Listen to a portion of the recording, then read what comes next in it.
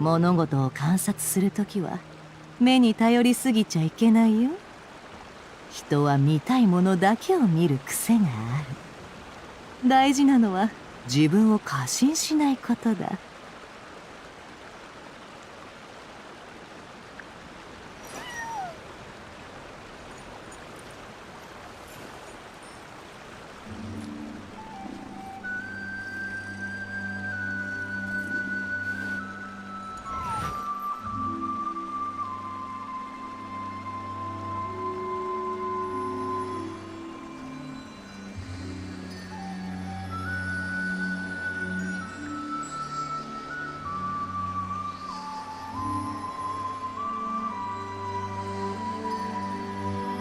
感情とは頭の中で荒れ狂う波みたいなものだ。それを無理に沈めようとすると波に飲まれて心の深いところまで落とされてしまう。かといって無視すれば心がバラバラになってしまうんだ。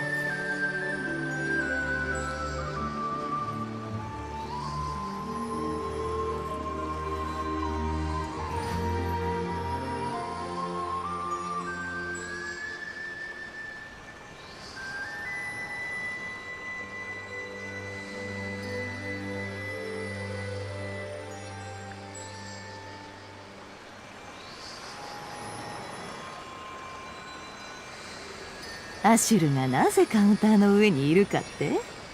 接客さ。餌代を稼がないとだろ。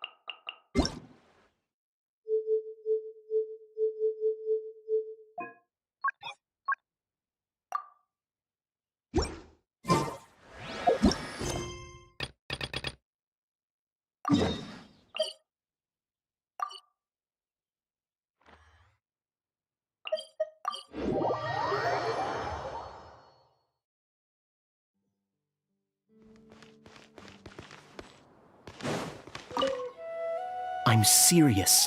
You should let me come with you. Or, if not me, then A large group moves too slowly. Speed is what we need to catch a fugitive like him. But... That's enough. Proceed as planned. We have to get him on the first try. Yes, General Mahamatra.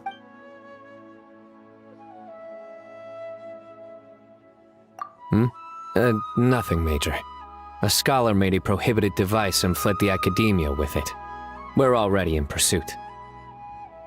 We've decided to act discreetly to avoid alarming the general public.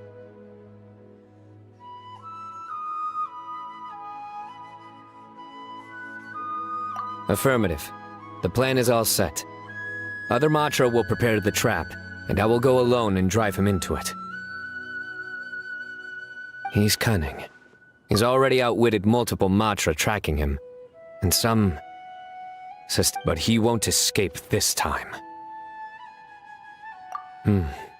Don't worry. I'm just scaring a cowardly little jackal. It'll jump into the trap on its own.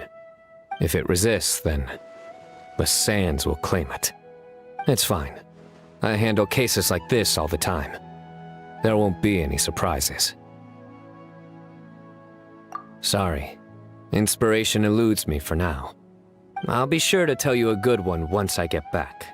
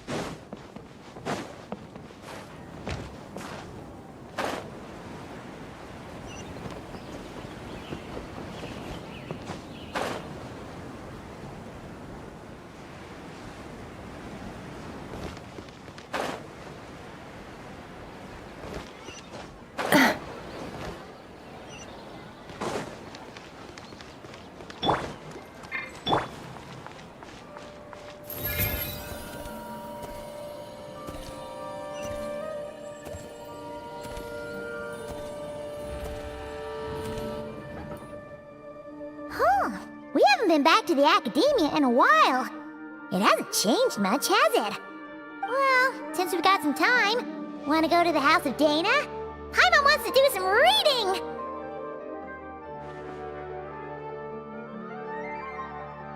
Ha! So you noticed! Well, you're too late. The Paimon you know and love is no more. You're looking at Paimon Plus, a new and improved treasure trove of travel know-how. Paimon Plus would like to find some new books to peruse. A gracious traveler like yourself wouldn't leave her companionless on her quest, right?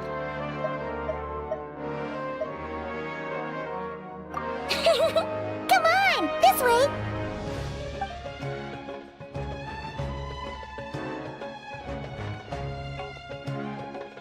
Oh hey! It's Kale and Cyrus! Wonder what's going on. Let's go see! Well, you know what they say?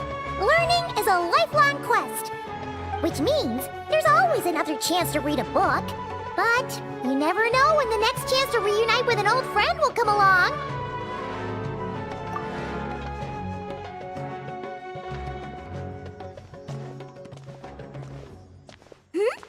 Traveler? Paimon? You're back in Sumeru? Oh, hello, you two. It's been a while. Looking to spend time with some old friends? Yep. We saw some familiar faces, so we came to say hi. Ho ho! Excuse you, associating me with that woman. And if you're going to remember me that way, you should at least mention my tomato growing skills. So he's mad about the Zaha Hadid part, and not the old man part? Well, Paimon's glad to see you in such good spirits, Cyrus. Must mean things are all good here in Sumeru.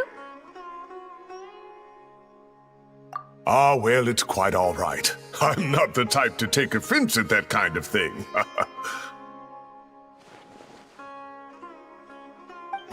You definitely are. Anyway, what were you and Kale chatting about just now? Ah, that. Well, it was quite a spontaneous meeting. I was leaving the sage's office when I spotted Kole in conversation with a Mahamata, and it looked serious. I thought something bad might have happened, so I hurried over as soon as the conversation ended. But as it turns out, our Kole is moving up in the world. The academia even hired her as a consultant. Wow! That's incredible! Oh, it's nothing, really. Look at that, so humble. Takes after me, she does. Not at all. Not at all. No, wait.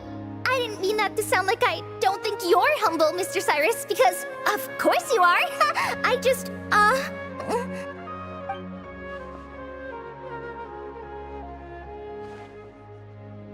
Oh, well, I wouldn't even call myself a consultant. I'm just helping out. Now that the new semester has started, a lot of students and scholars are doing fieldwork for their research. But it can be dangerous for those who don't have a lot of experience in the wild. So, the academia is planning to establish an agency that provides guidance on outdoor survival and rescue for people who need it. Oh, Paimon gets it! So, you're here to explain rainforest survival as a representative of the forest rangers. Yeah, pretty much. Of course, when it comes to tips on deciphering mechanisms or defeating monsters, that's for people who are far more senior than me to handle. And speaking of which, since we're short on manpower, the person in charge at the academia said we're still accepting newcomers. If you're interested, you're welcome to join and share your insights. Ah, seizing the moment. Well done, Kole. Recruiting someone as capable as the Traveler is a great idea. Oh, and just between the four of us, the academia has set aside a generous amount of funding for this project.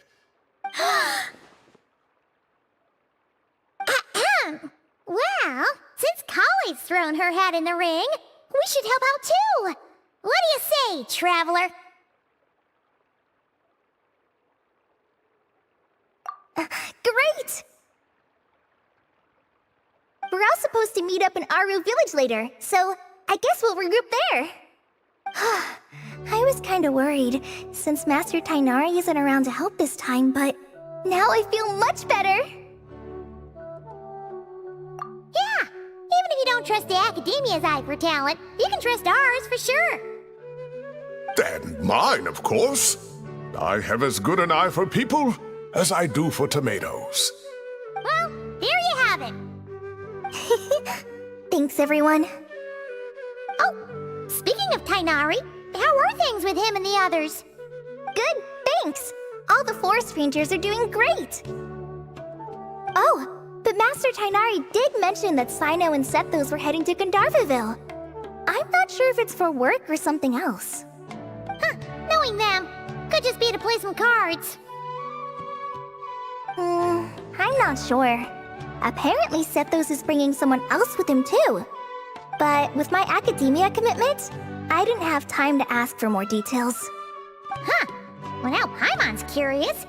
Should we go check things out, Traveler?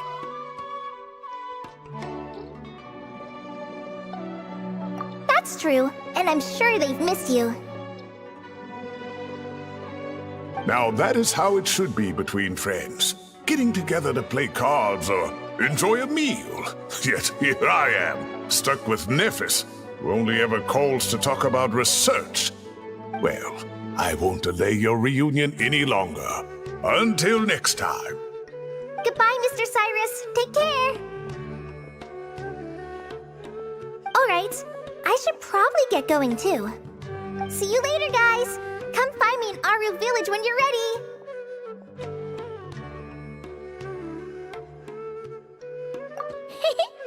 Looking forward to seeing you shine, colleague.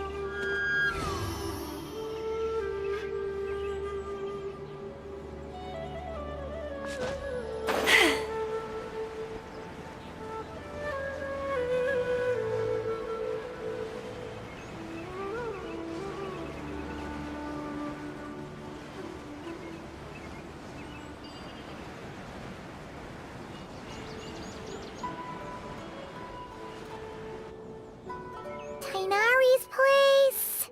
Tainari's place. Ah! Here it is!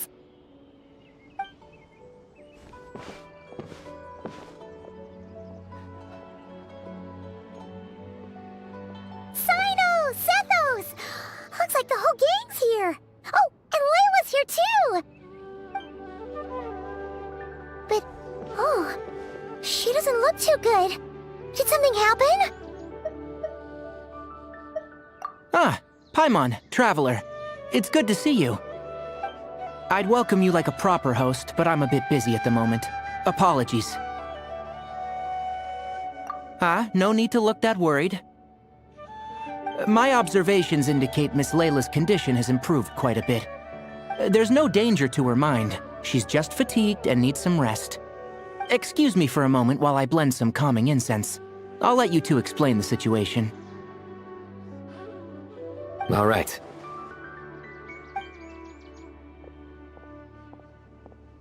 What happened was, Sethos and a few members of the Temple of Silence rescued Layla, who was out in the desert trapped in a state of delirium. She had to be rescued? Oh, that sounds bad. That's all you're gonna say about it, Sino? I mean, we don't want people jumping to conclusions. That's all I can say about it. The person involved is unable to explain what happened to her, so we're limited in what we know. Sorry. My head... still dizzy. The moons... Exactly how many are there?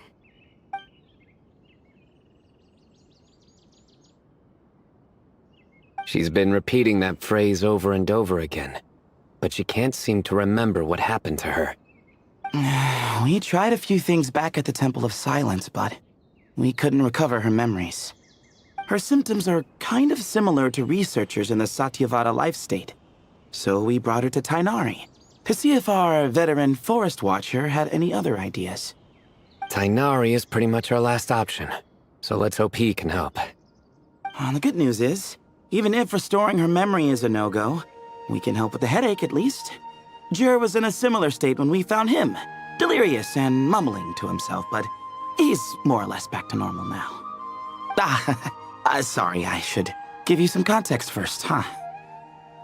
We should let Miss Layla get some rest. Come with me, you two, and I'll introduce you to the other victim of this incident. Good idea. I'll wait for Tainari here and keep an eye on our patient. All right then, this way.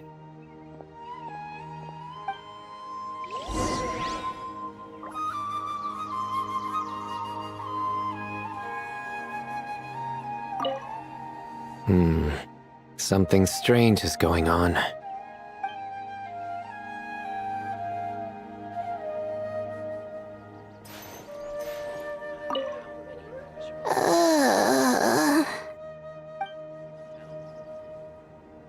Surely that little girl must be leaving soon.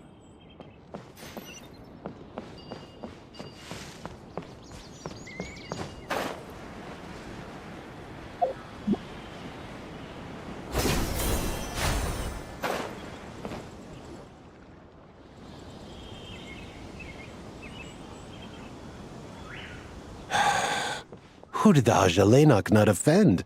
I just don't get it. Hey, Jur. Still musing about Aji Laynok nuts, huh? Want me to have Sino come over and tell some jokes? Might help distract you. No. No need. I'm done.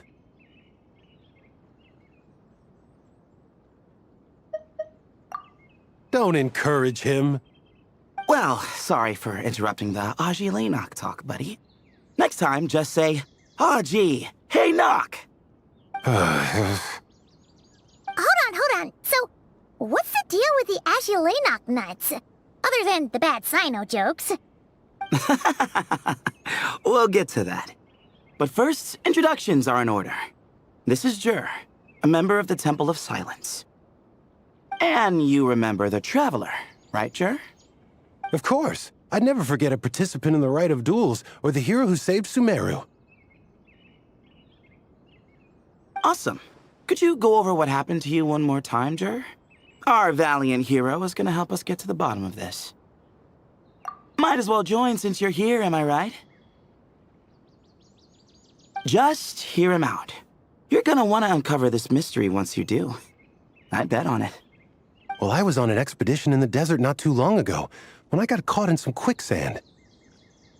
Later, it became obvious it wasn't normal quicksand because instead of sinking to my death, I fell into an undiscovered ruin.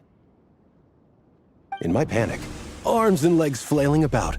I suspect I touched some things I shouldn't have. Because in that brief moment, an enormous amount of information came surging into my mind.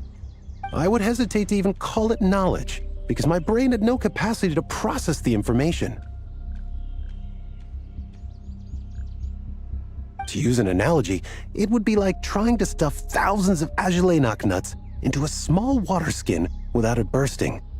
Sorry again with the Agelenok nuts, I know. It's fine.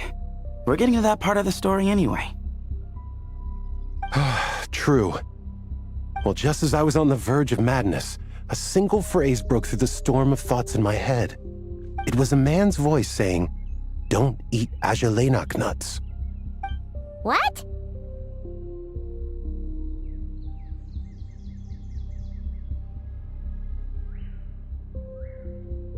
I know it's hard to believe, but that's what happened. I was saved by the phrase, "Don't eat Agelenok nuts." I'm not sure. I'm not even certain it was a man's voice. It's hard to remember now that I've been repeating it so much myself.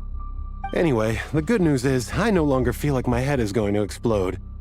Of course, the bad news is that phrase has been stuck in my head for the past few days. Wow.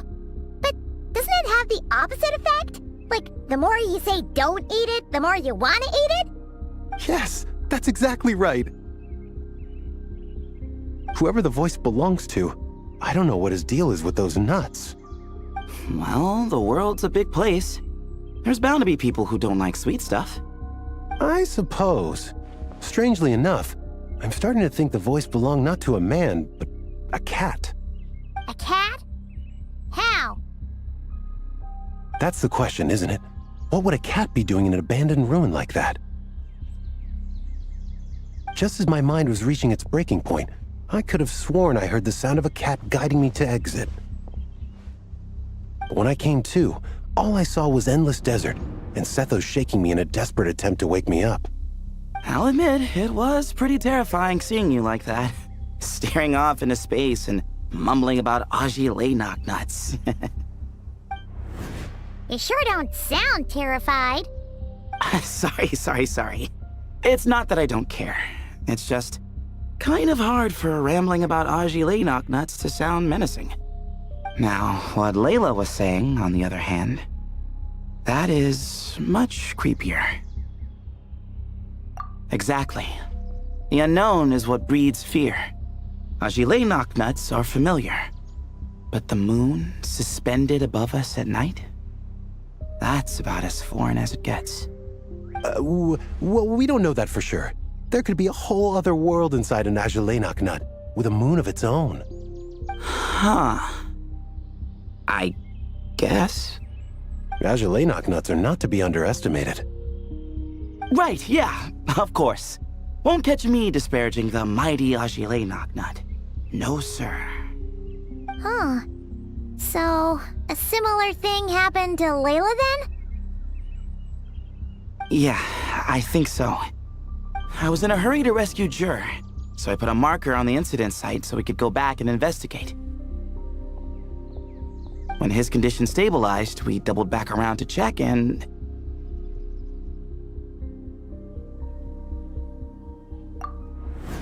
Exactly. Multiple victims with the same symptoms at the same location. It wasn't hard to conclude that something is seriously wrong with that place. So, after we got Layla out of there, I had the Temple of Silence put up a warning sign at the scene and send patrols to watch the area. Speaking of, Sino, Tainari, and I are going to head back there and investigate once Layla is stable. So, as per usual, you're here just in time. That's for sure. But there's another reason I want Sino and Tainari involved in this. Because the story doesn't end there. Right, Jer? Oh, yes. Where was I? The Agelenok nuts butted in and I... Right. Yes. The cat. As I followed the cat noises, the voice said something else.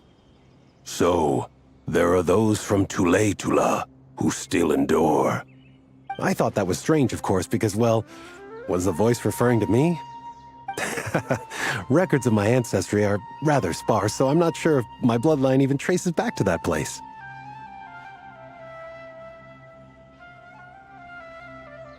That's right.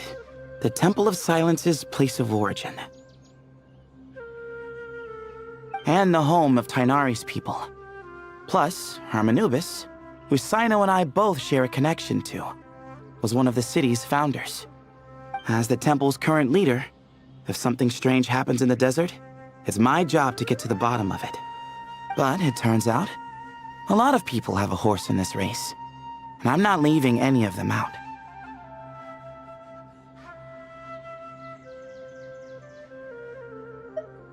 See? Knew you'd join.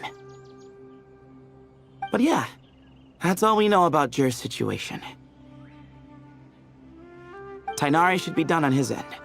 Let's head back and check on Miss Layla.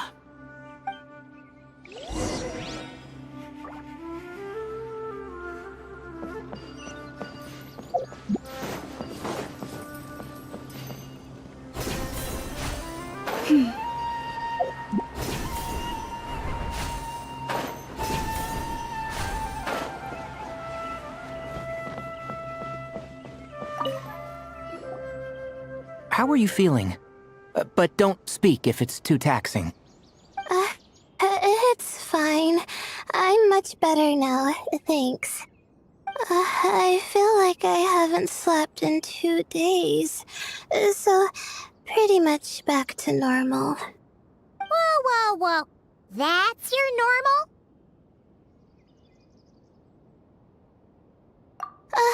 Traveler, Paimon, I thought I heard your voices earlier. Oh, and, I'm sorry. Huh? You don't have to apologize. You didn't do anything wrong. No, I just mean, I think I'm about to disappoint you. My head was kinda muddled earlier, but I still heard your conversation. I know you're trying to figure out what happened to me, and I want to help. But, I really don't remember anything. Does your head still hurt? No, I feel fine. The incense you made helped a lot. I'm still hearing those words in my head, but other than that, I'm okay. It's just, all I remember are those words. Everything else is a total blank. One moment I was heading to the stargazing point I'd calculated, and the next, I was on my back in the sand. The same phrase playing over and over again in my mind. How many moons are there in the sky? Sethos, did your friend Jur suffer from memory loss too? Not really. His memories are blurry, but there aren't huge gaps like this. He remembers touching something. Someone talking, a voice mentioning Tuletula, and hearing a cat lead him to the exit. A cat. Did you hear it too? Huh? Now that you mention it, I think so. It was so soft. I thought I was imagining things. Which means, at the very least, what the two of you experienced while escaping the ruin is consistent. A single sentence repeating in your heads, and the faint sound of a cat. Still not a lot to go off of. Agreed. Oh, is your head hurting again, Layla? No, I was just thinking. Maybe my memories are blank because I was sleepwalking at the time. Sometimes, my friends and classmates tell me about things I don't remember doing, or places I don't remember going. I don't talk about it a lot because, well, I don't even know how it happened. But I don't want my personal circumstances clouding your judgment. So I, just wanted to mention that. Ah, I see. Well, thank you for telling us. But I don't think we need to dwell on that for now. We're gonna check out the site of the incident for ourselves, so that should help us come to our own conclusions.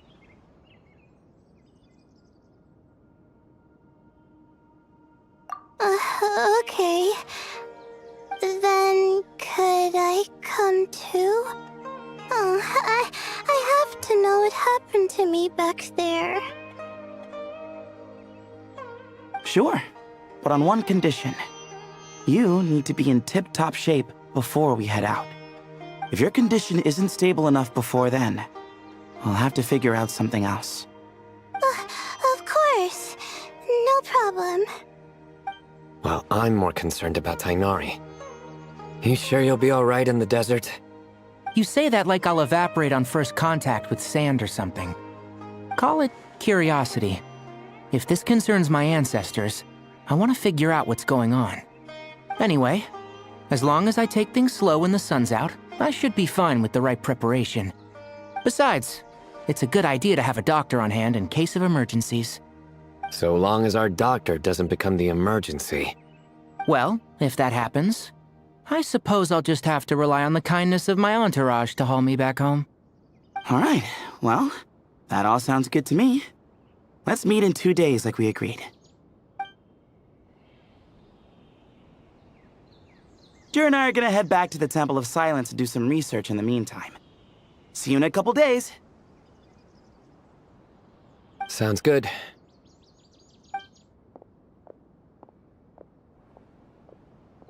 What about you, Layla? If you feel like you need more rest, I can arrange a room for you to stay in. No need.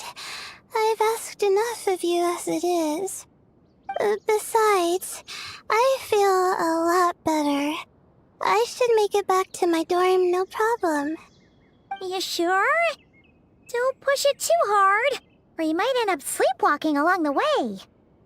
Don't worry, I'll be fine. I have other things I need to do anyway.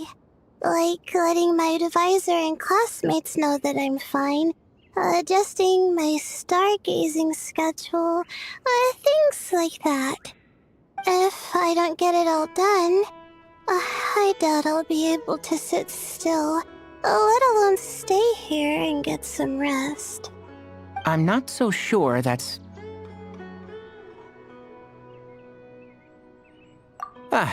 a much better idea. Thank you, Traveler. Of course, if anything starts to feel off, come back for a checkup right away. You'd better listen to him, Layla, or he'll feed you tasteless slop as a punishment. Punishment? You're the one who caught a cold. You're supposed to eat light when that happens. Besides, with your nose stuffed up like that, you couldn't taste anything to begin with. Huh, is that so?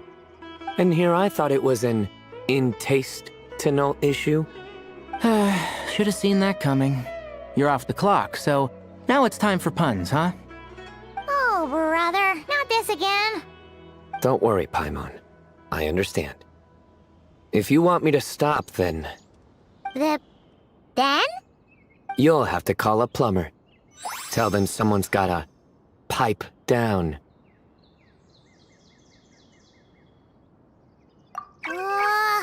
This is getting more insufferable by the second! Put a sock in it already, please!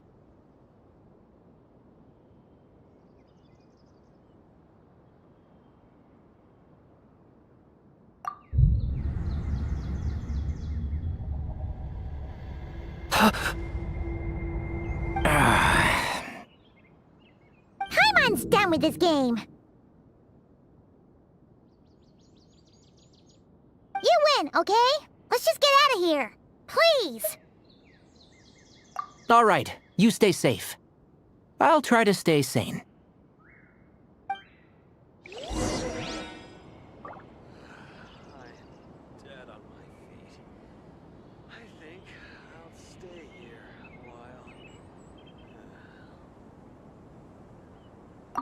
It seems your jokes have improved with practice, Traveler. Happy about that? Absolutely. Finally, someone to share the load. Ah, you know what? Kale's helping out the academia, but I haven't had the chance to check on her. Why don't you do me a favor and go do that? Hold on. I thought you were having me over for dinner.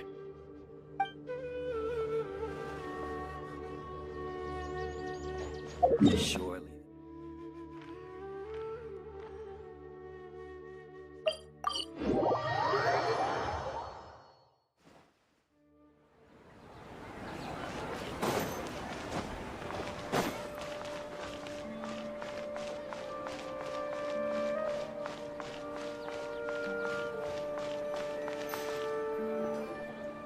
Moons.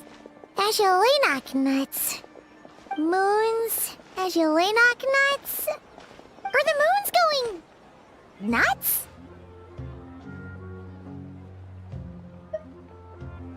Oh no! Looks like Paimon's caught the brain bug too! She can't stop thinking about those two things! Oh, Paimon's gotta clear her head. But how? Aha! Got it! The cafe over there! Why don't we head over for a quick pick-me-up?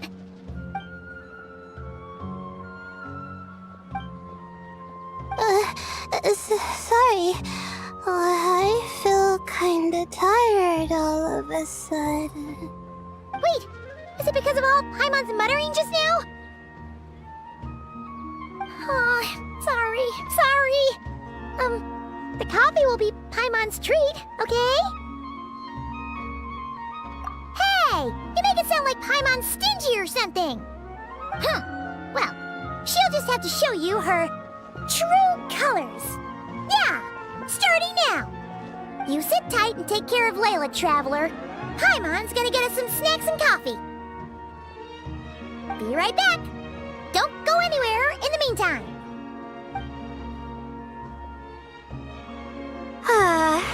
She's pushing herself again as always. Saw right through me, huh? I apologize for the sudden emergence, but I didn't have any other options. Well, that's true. So, for our sake and your safety, allow me to fill in the gaps in her memory. That's right. Layla was already in bad shape, stressing about her new study topic, focusing on the stars instead of her surroundings. By the time she realized the danger she was in, it was too late.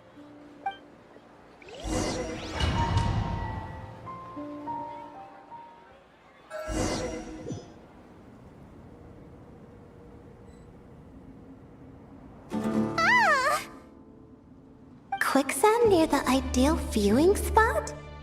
Wasn't expecting that. Looks like Layla's been under a lot of pressure lately. She hasn't been paying attention to her surroundings.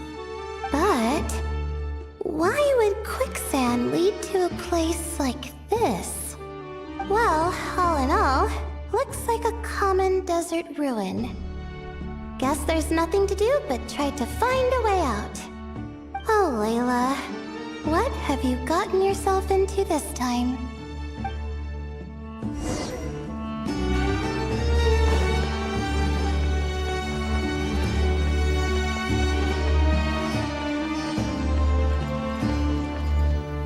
I think this door can be opened using the device next to it.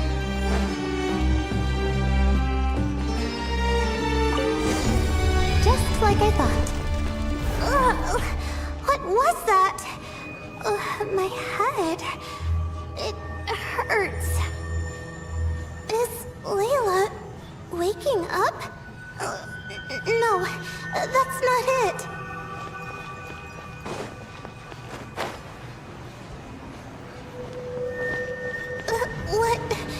What's going on? It's too much. I don't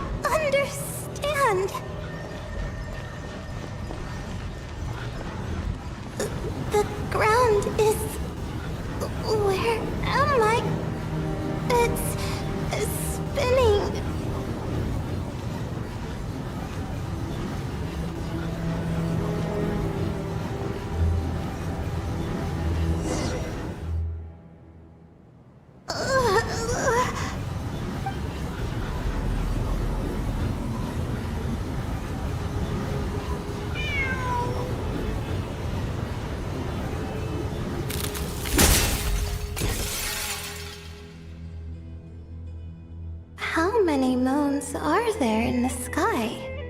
How many moons are there in the sky? Okay, information isn't rushing into my brain anymore. That's good. How many moons are there in the sky? My head hurts. But there are no more dark spots in my vision. And I can see in front of me. Still... How many moons are there in the sky?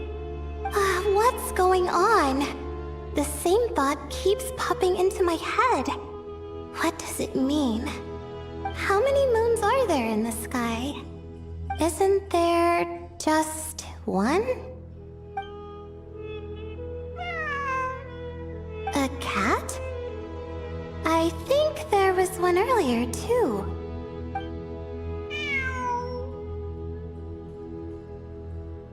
I'm not hearing things. It really is a cat. But what is it doing here? How many moons are there? No! Stop it!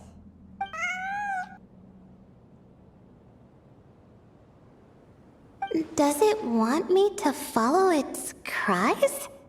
Well, it's not like I've got other options. Come on, Layla. You can do this.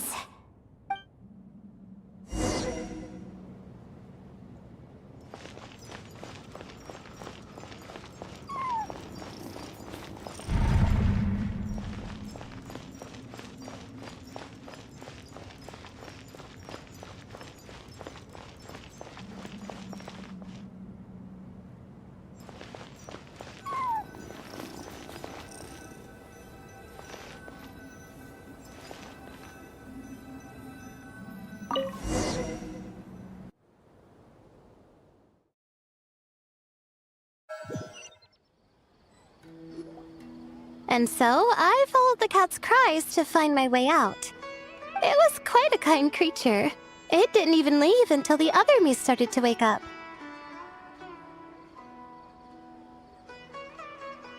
Thinking back, it all started when I touched that device. I've heard fellow students talk about it before. How the desert is full of objects that do strange things. Sometimes it's just a minor inconvenience. But other times... of course. I forgot how much adventuring experience you have.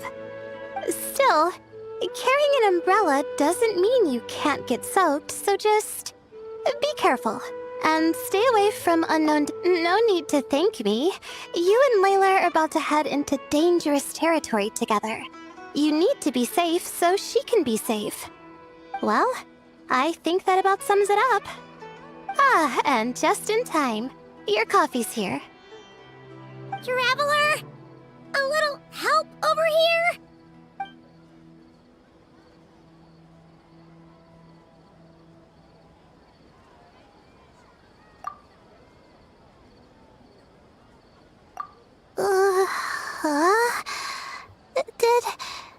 Did I fall asleep?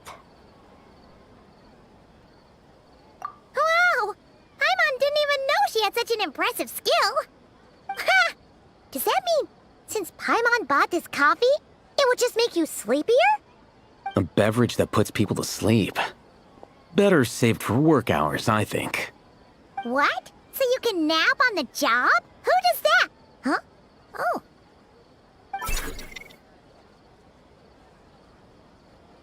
Beep boop. Oops.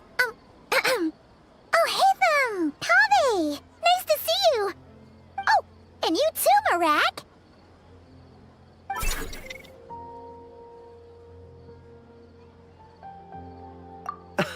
Sorry. Hope we're not interrupting anything. Miss Layla, you don't look so good. Is everything all right? Oh, I'm fine. I was sleeping just now, so I'm still a bit... Ah, I see. And we woke you, didn't we? I'm sorry. We shouldn't have been so loud.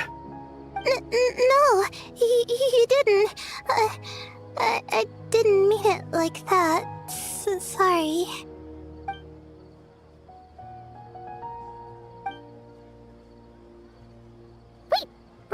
doing? You just got here.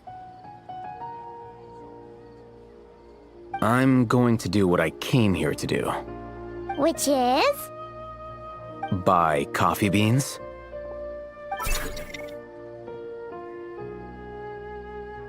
Huh? You're going too? Marak! Fine. Run off with him. See if I care. Well, looks like I get you to myself.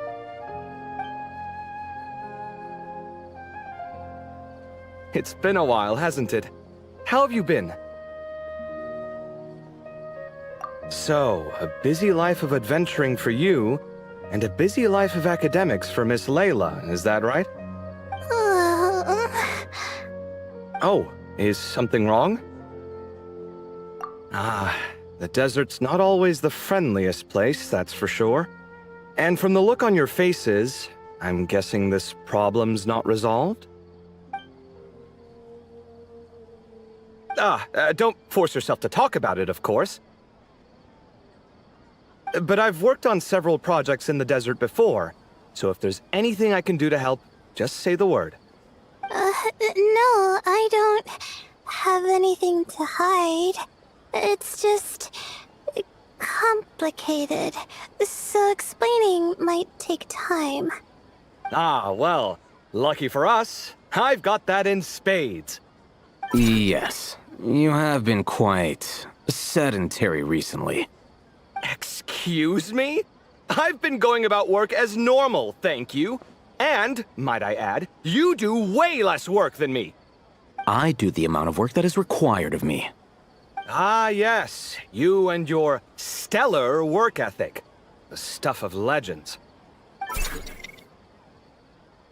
Oh, now look what you've done. The problem in the desert? Wait, you were listening earlier? Oh, we're giving the silent treatment now? Mature, very mature. Continue, Miss Layla. I'm curious as to how this incident unfolded. What did I tell you? This one doesn't have enough to do. Alright. Well...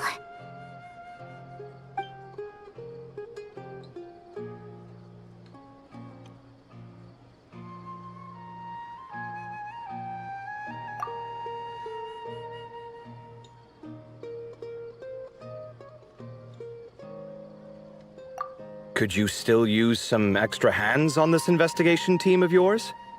Huh? You want to join, Mr. Cave? That's right. I think my experience studying desert mausoleums could be of some use here. Al-Haytham's expertise in ancient languages could be helpful too. Besides, I consider you all to be my friends, and friends are supposed to help each other out. Wait, I'm involved in this now? Oh, please, I know you. Half the battle was over the minute you said you were curious. We couldn't stop you from joining if we tried. Well, you've got me there. Besides...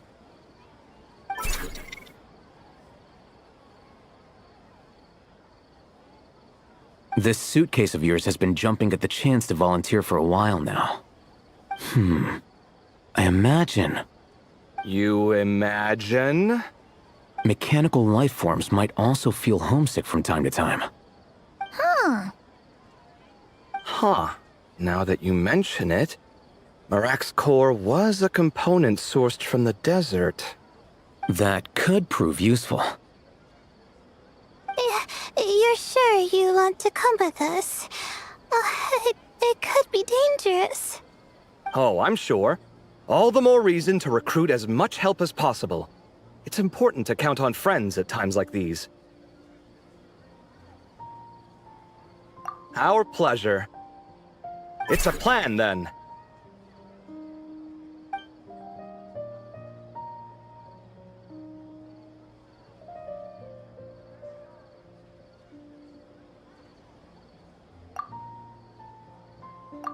All right, we'll head back to our place to get ready. This one hasn't been on a trip in a while. Chances are, he doesn't even remember how to pack a suitcase. I'm not worried. It'll get done. Somehow. Would it kill you to help every once in a while? I do help. It's called moral support. Oh, of course. And I am ever so grateful. Goodbye, you three. We'll see you soon!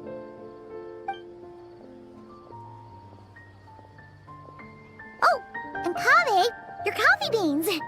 You were too busy glaring at Alhaitham, you almost forgot them!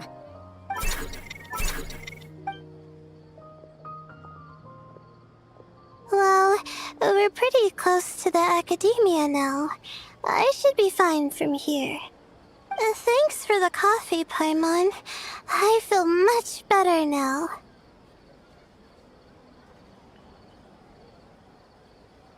Right. I'll follow the doctor's orders. Or try to, at least. With the blessing of the stars, I hope we all get a good night's sleep.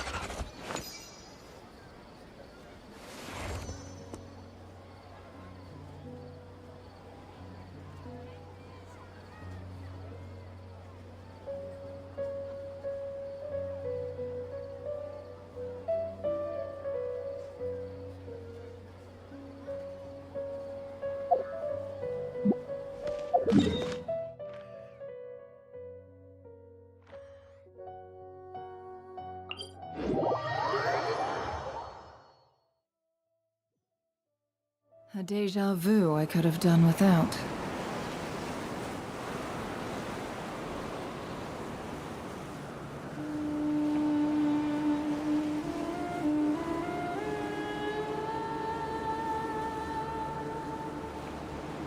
Emotions are like a raging torrent that surges through the mind. More often than not, if you try to hold them back, you'll be swept away by their unstoppable force.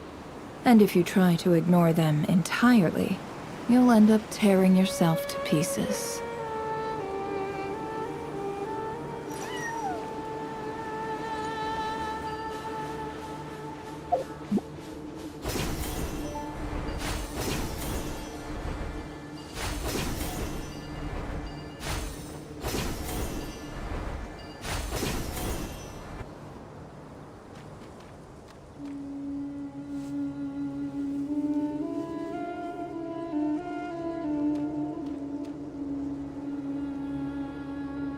Looking at the map, we should be getting close. Speaking of which, the closer we get, the more Paimon's heart feels like it's beating out of her chest.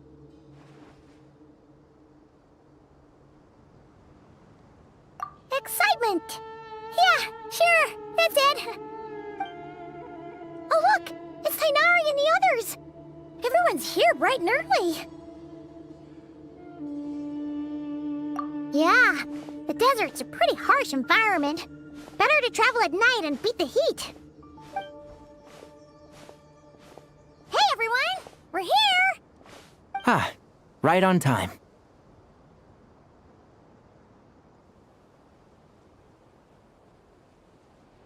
You don't need to worry about me. It's not too hot yet, and I'm properly hydrated. All right, we're just waiting on the two people Miss Layla mentioned, and then we'll be set.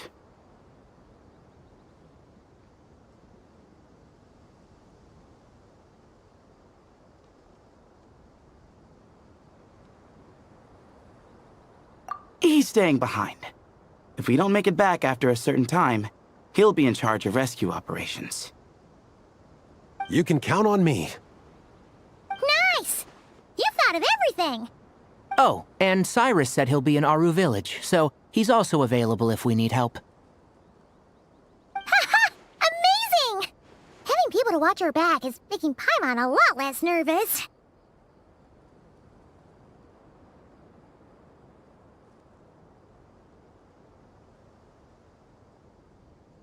Yeah, I did.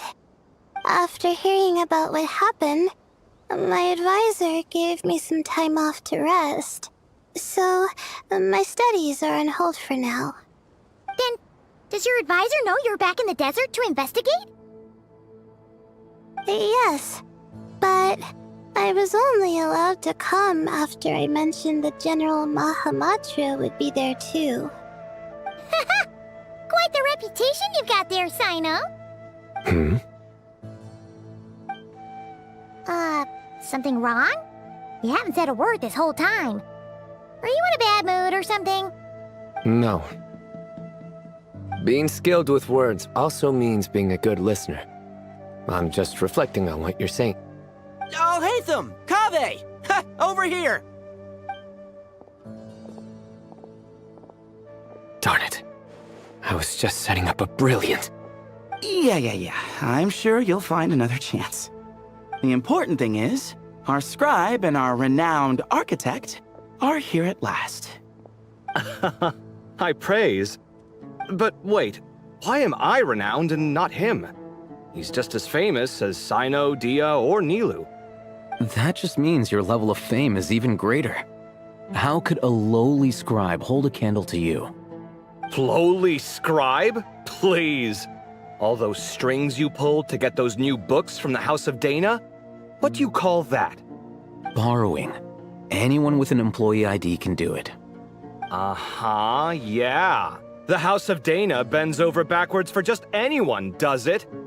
Send a report to Lesser Lord Kusanali then. Let her know someone at the Academia is abusing their position. Hey! I never said abusing! Impressive verbal sparring, as always.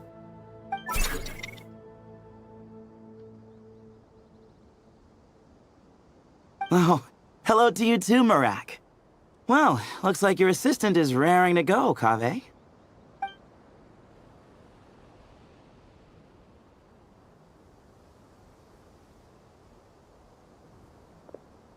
So, I say we get this show on the road. No sense delaying the inevitable.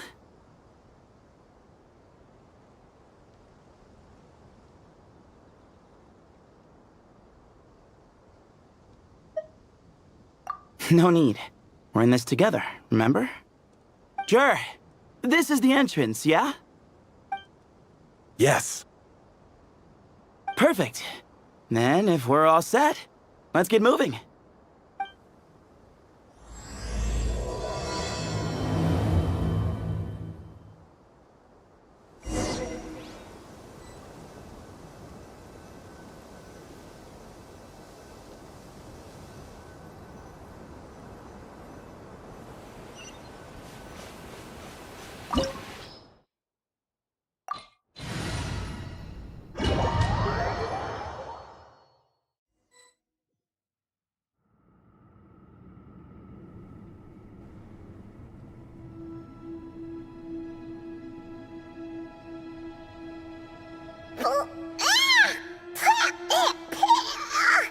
Paimon's mouth is full of sand! Ugh.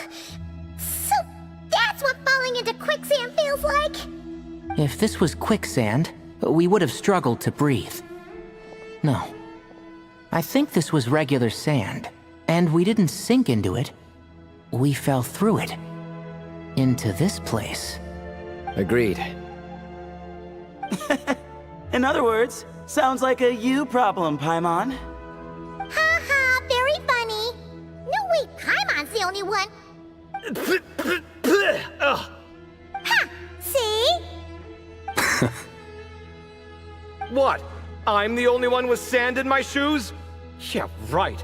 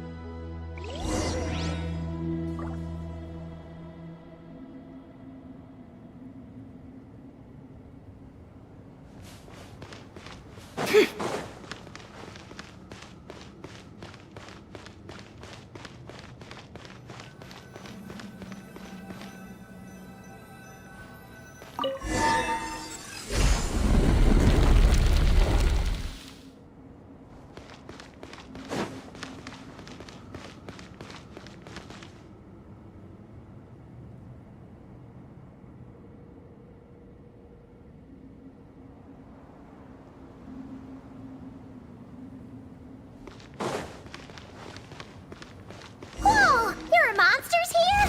Sure didn't say anything about that.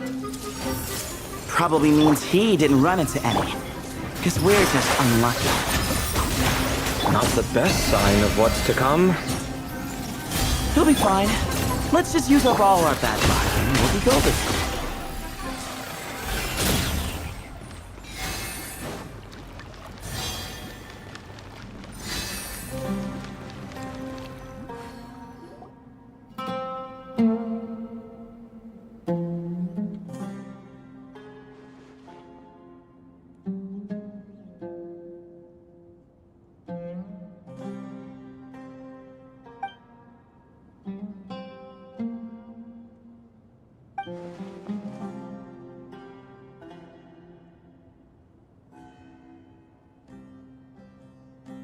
Well, that goes without saying. Fair point. There's just one problem, though. The only way forward is through that door. Oh! Is it time to hunt for a key? Paimon loves this part. Don't worry. With our adventuring experience, we'll find it no problem. Let's get searching.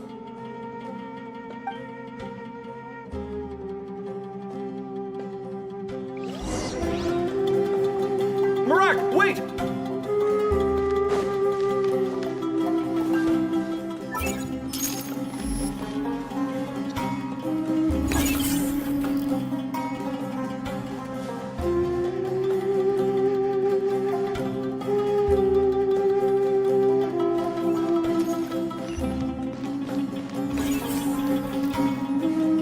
Marak seems interested in these jars.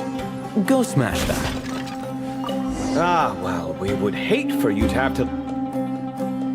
Marak, this isn't really your old home, is it? No idea what that means, but Marak does sound pretty happy.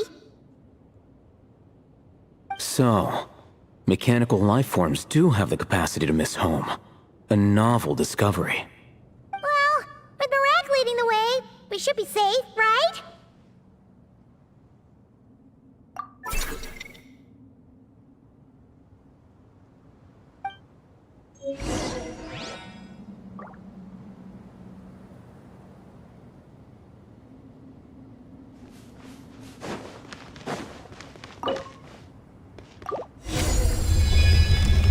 Good thing you decided to join, Kaveh. Otherwise, our investigation would have ended at that door. It was nothing that I did. You should thank Marak instead.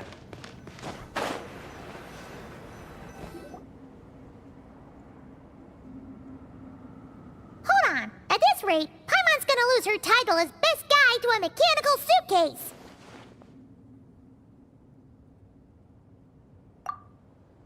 Aw, thanks. Hey, wait. What do you mean, useless? Well, no weird mental symptoms so far. I'll take that as a win.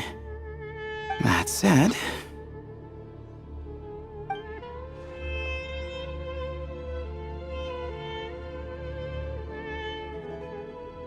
There are 3 doors here. So, we split up. Divide and conquer. Otherwise, this whole thing is in ruins. No pun intended on that last part. I swear. Yeah, that might be our best option. Good idea. And the minute things go south, we go back the way we came.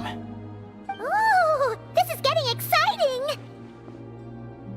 So, who's teaming up with who? Paimon calls dibs on the Traveler!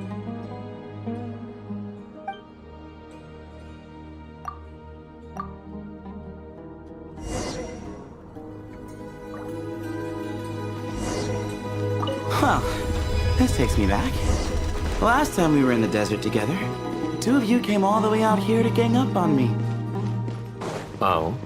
Sounds like someone's holding a grudge. Just what I like to hear. If you're still hung up on that last one, just name the time and place, and we'll have ourselves another thrilling... This chamber is huge. I can't even imagine what it's used for. Oh. What's wrong? I seem to have stepped on some kind of stone slab. Huh. There's a pattern on this, but it's hard to make out with all the dust. Huh? Look! The shape seems to match the markings on the ground over there. Let's slot it in and see.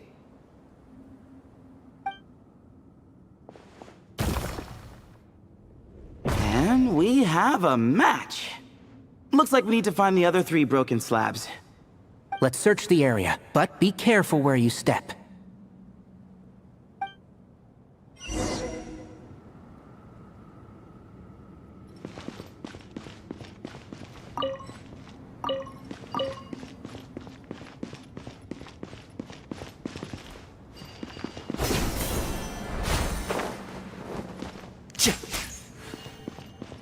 Ooh, got one! Ouch, but watch out. The edges are kind of sharp.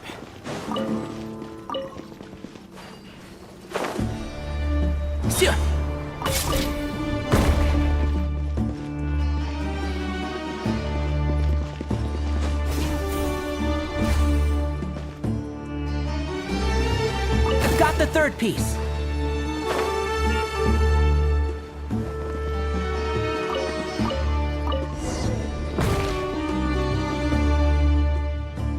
We just need one more. Huh. Look! A cat!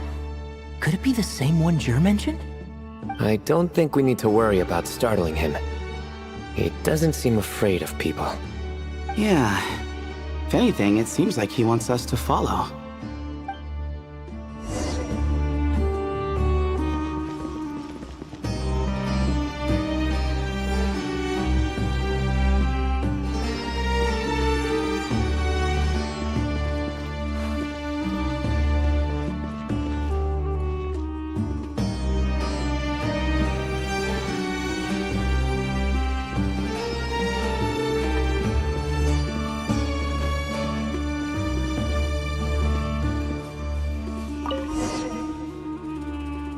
Oh, he led us to the last piece.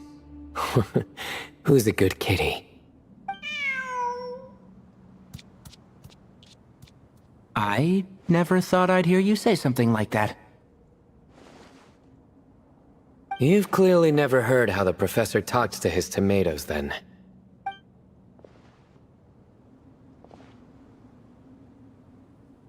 All right, well, that's that. Now, we need to figure out how to get rid of all this dust. Behold, the great Vayu Viastra. Be honest. You've been waiting to say that for how long now? Just activate the mechanism.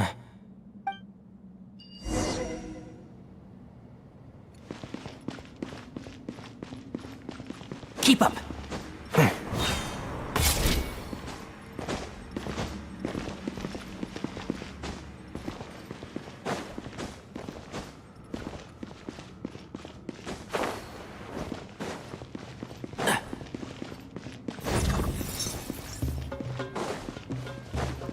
Keep up.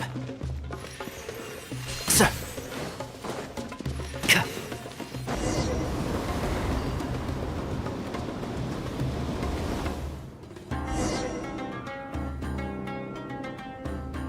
Huh. It worked. It's a picture of... 3 Hermanubises? That can't be right. The ears aren't vertical. Oh, true. And the looks fall short. My hat is much better looking.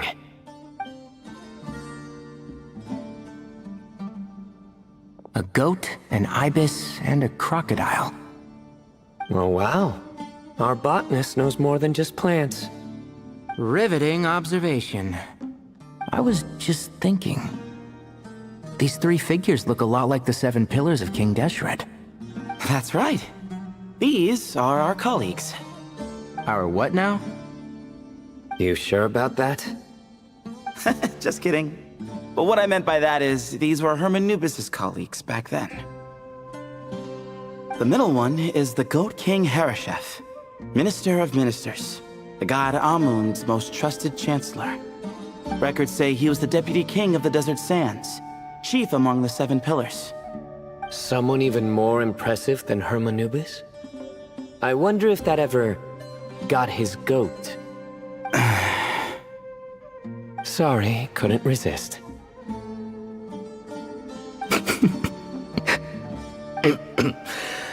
Okay, that was a good one. Wait, really? I've got so much more where that came from. Where were we? This is Sobek, the Crocodile King, captain of captains. As the name suggests, he was a valiant commander and had dominion over all weapons of war. And finally, this is the Ibis King Thoth, scribe of scribes. Your memory's pretty impressive. I bet you're almost as good as me at memorizing cards. A scribe? Did he manage archives then? Like Alhaitham? Wait, that's all Alhaitham does? I never knew being an academia scribe was such a cushy job. Well, that's how his friend put it, anyway. But it does seem like he has a lot of free time. Well, I don't know much about the academia, but I'm sure the Ibis King had more responsibilities than that. The temple's records say he represented the wisest aspects of King Deshret, inventing the desert script and arcane arts at his king's command.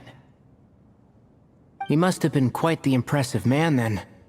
Or creature, depending on how you look at it. Still, why are these three the only ones represented here? What about the other pillars of King Deshret? Maybe because the 3 of them were extra close? Huh. Kinda like us. Oh yeah! Maybe we should have someone inscribe us on a commemorative stone slab too. Or, we could just take a picture. It would serve the same purpose. Anyway, no more distractions. Huh. Doesn't it look like there's writing carved into the corner? Huh. There is. And it's in the ancient desert script too. Looks like the Ibis King left you some homework. Give me a sec. I'll try and translate it. The ministers are unvirtuous. The scribes unwise. The captains unworthy. My end is not humanity's end. Hereby bestow upon you all the far side of eternity. Wait, so they went to Aru? It doesn't sound like it was their idea. The far side of eternity is said to be the final land of dreams for all desert dwellers. But if such a place did exist, wouldn't it also be an inescapable prison? Yes, and based on the writing here, it's clear King Deshret wasn't pleased with these three. This gift he bestowed upon them seems more like a punishment. Such is the power of a king, I suppose. Which means the goat's the one who got in the end. Huh. Yep, not as good the second time. What? Impossible. Well, looks like that's all we can learn here. Should we keep going? Yes, no time to waste.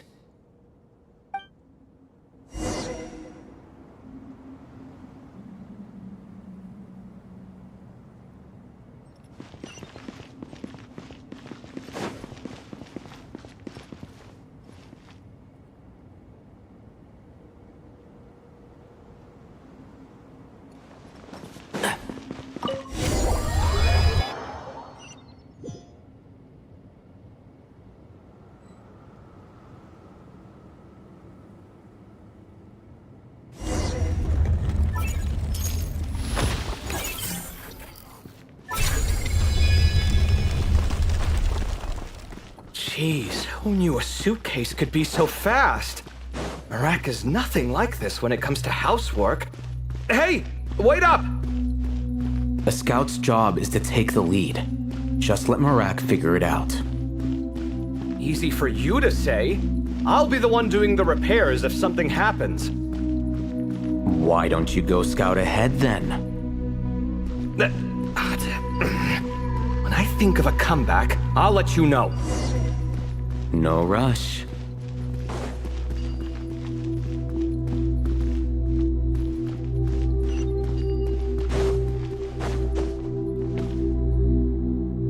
Oh, Marak stopped.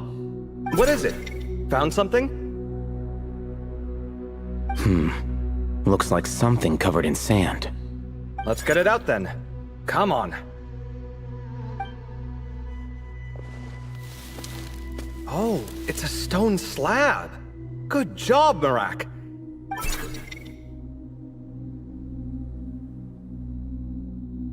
Let's take a look. Huh. Looks like this part of the picture goes over there?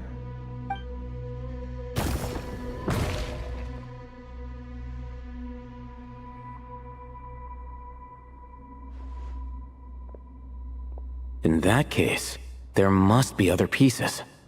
All right, and let's look around. Hey! Why are you sitting down? I thought Marak was helping. Oh, so you do know what that word means. Great. Are we supposed to just sit back while Marak does all the work? No, I doubt you could do that. Exactly. But I can.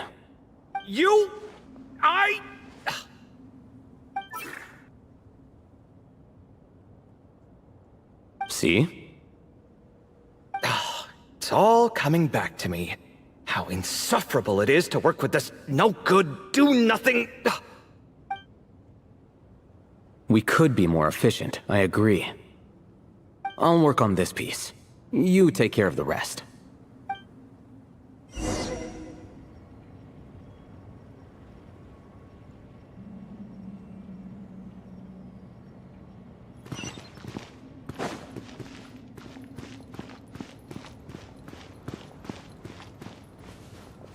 Found one!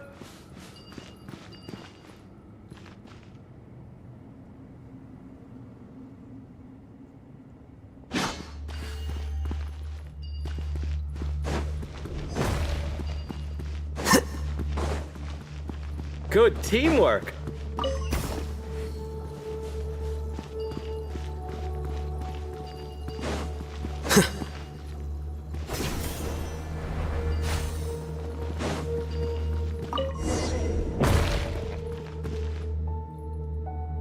Looks like we found them all. The pieces fit together like a glove.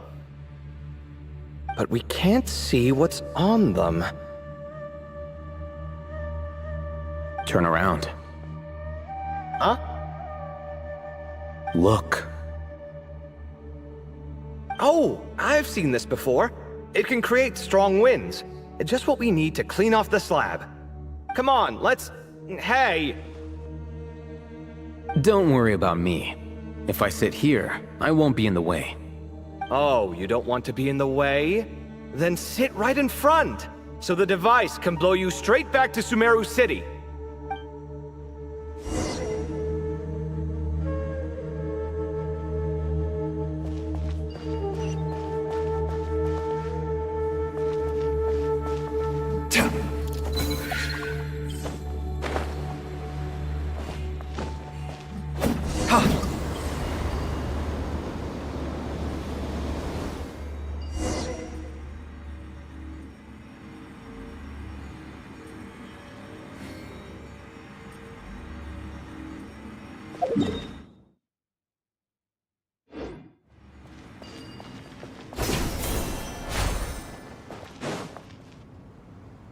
Done. Huh. That's one big cat. And there's a shattered crown. I think it's depicting some kind of story. Look, there's writing too. The Ibis King answered the young noble, granting him the wisdom he sought. But the fragile crown was shattered by lies in the end. Here I leave the name. Gudars. Gudars? I've seen that name in a history book before. He was a young noble who sought to save his realm, and a king who once united the desert. That's right. Although his methods were rather shameful. During his long reign, he betrayed his family and the nobles who supported him, only realizing the error of his ways after his enemies left him nowhere to turn. But by then, it was too late. Seems like a common occurrence across history. Different people, same mistakes. It's an inevitable pattern, destined to repeat itself.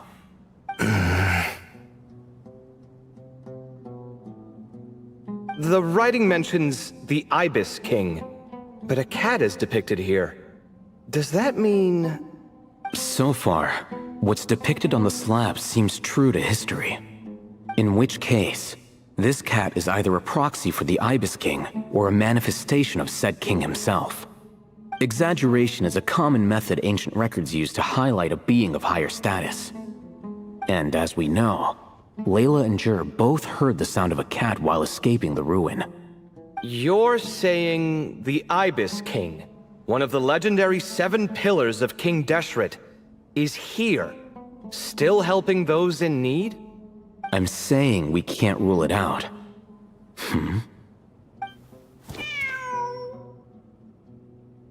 Wait, there it is! The cat!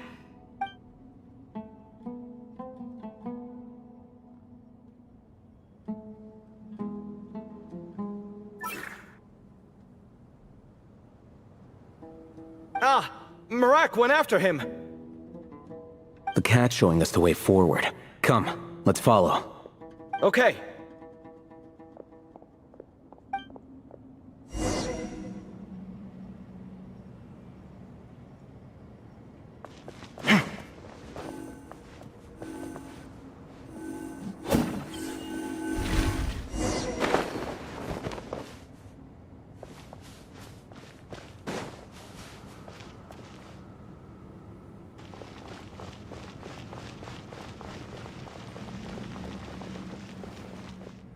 Huh. The cat's... gone. Yes, but look where he led us. Oh. Another slab. It looks similar to the last one.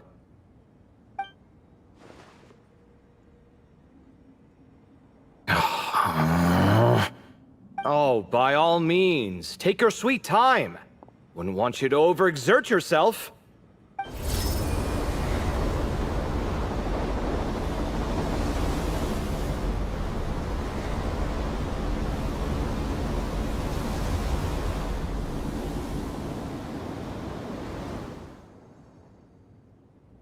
Huh.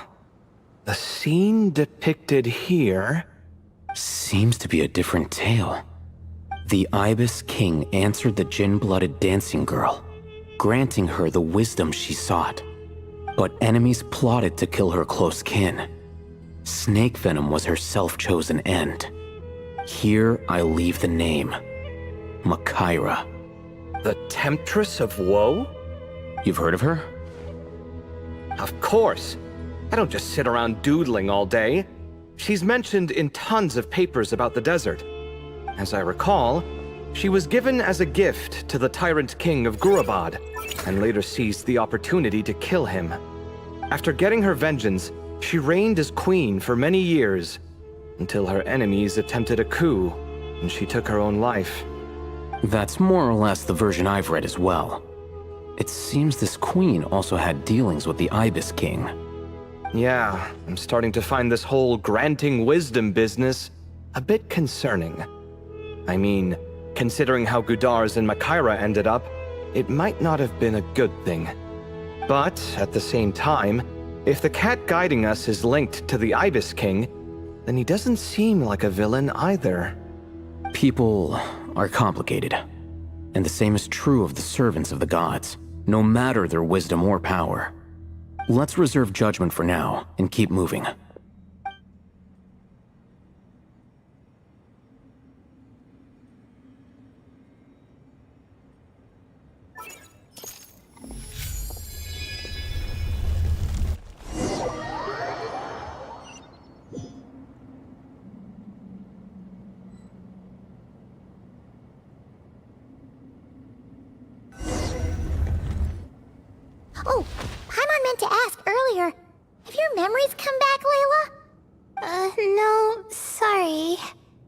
To be honest, nothing about this experience feels familiar.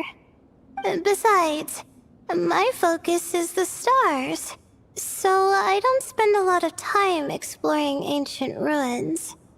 Guess that makes us the senior researchers in this scenario. Stick close, alright, Layla? Okay.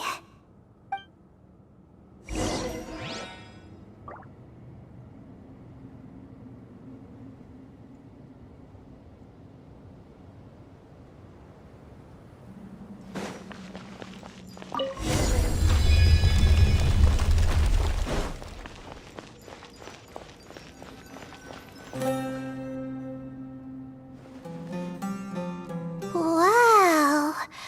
What a tall ceiling. Yeah, but for such a big place, it's so empty. Like no one ever lived here. Sure must have been boring to live in ancient times, staring at ceilings all day. Now that you mention it, I've heard some people used to draw star maps on their vaulted ceilings. Some might even make them transparent to better observe the movement of the stars. It sounds so nice. Stargazing from the comfort of your own home. Wait a second. I think I see something up there.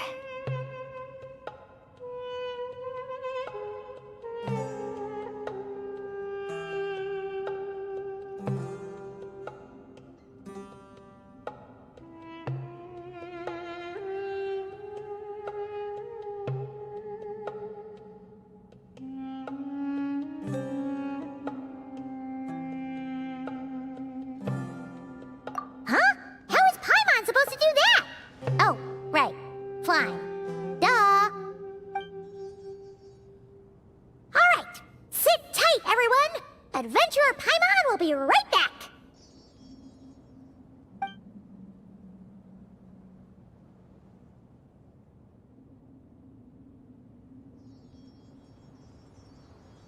Okay. So, there's nothing super special up there. Just a couple of shelves, tables, jars, and scrolls. And a whole bunch of dust, dirt, and sand. You really want to search through all that stuff? Well, when you put it that way... Come on then, let's see what we've got. Paimon's hoping for something super valuable.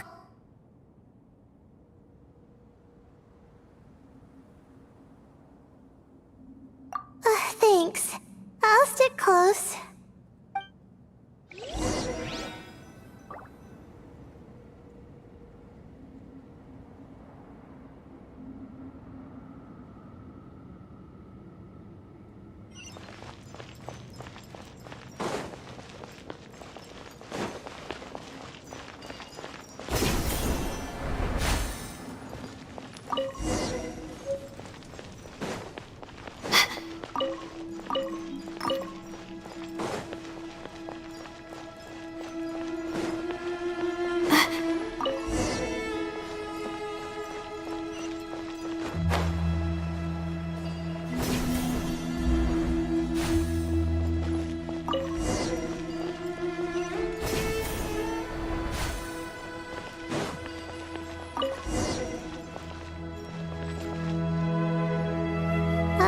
I think that's everything.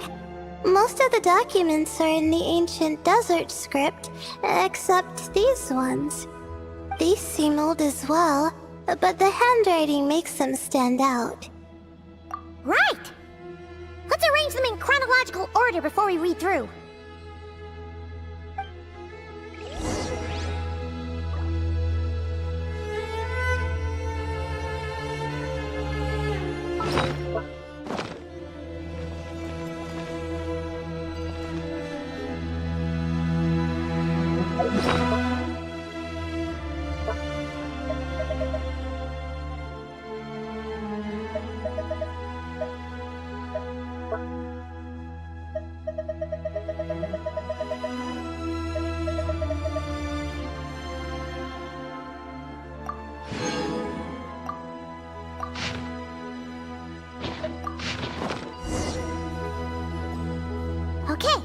Now, let's take a look.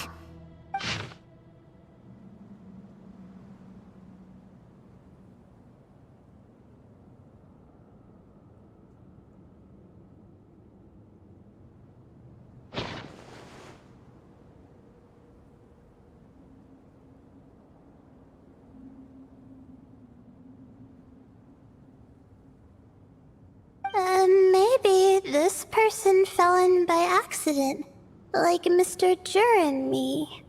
Yeah, maybe. But they don't sound super worried about their situation. So, either this person's an ace adventurer, like the Traveler, or some kind of super optimist.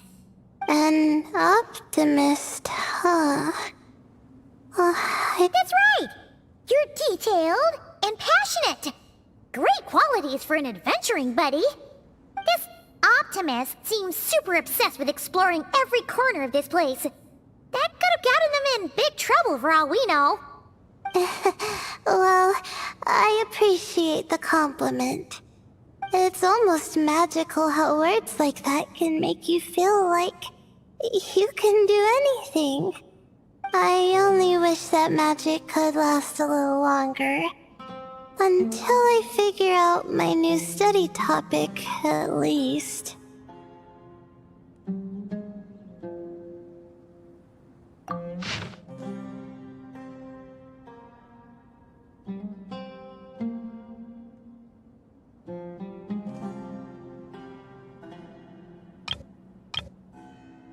Oh, looks like you were spot on, Paimon. See? Told ya! That's what happens when you don't think things through. And all this talk about seniors and juniors, he was a student just like you, Layla. Whew, he sure talks a big talk for a student, though. You'd think he was some kind of old scholar instead. Huh. What is it? Did Paimon say something wrong? No, not at all. I was just thinking, and this might sound rude, but the way this person speaks is just so...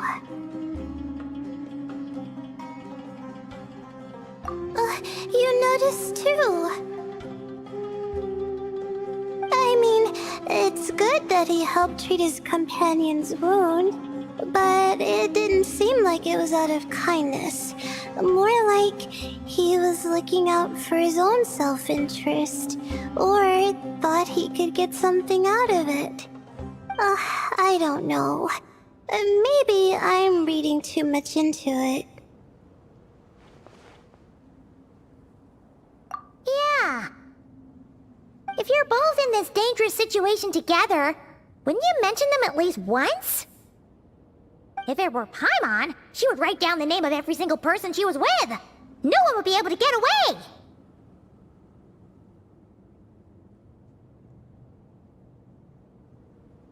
Actually, I find Paimon's approach quite sensible.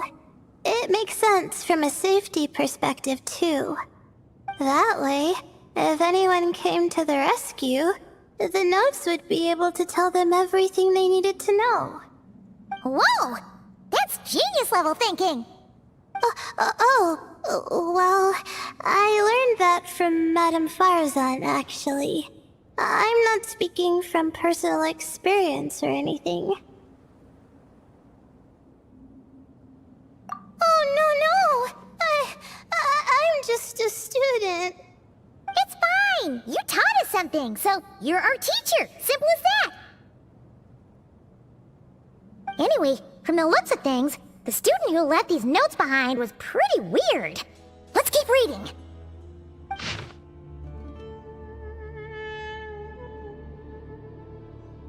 Whoa! Hang on! That's a lot of information. Paimon needs a moment to take this in. The Ibis King. So... did this person actually meet the Ibis King here? Sorry. Who?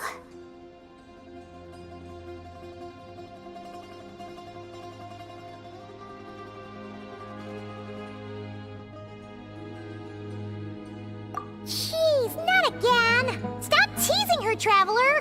You know she was asking about Nefer. Anyway, Nefer's, a friend of ours. And she's mentioned the Ibis King before, but not in much detail.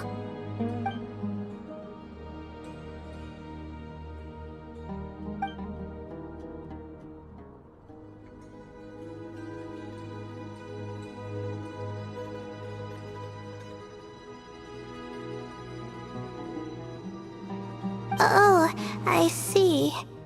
Well, that's not too surprising. Most people in Sumeru know about King Deshret, and most in the academia have at least some knowledge on the Seven Pillars. Legend has it, King Deshret ruled the desert at the head of several wise retainers, guiding their people to pursue the limits of wisdom.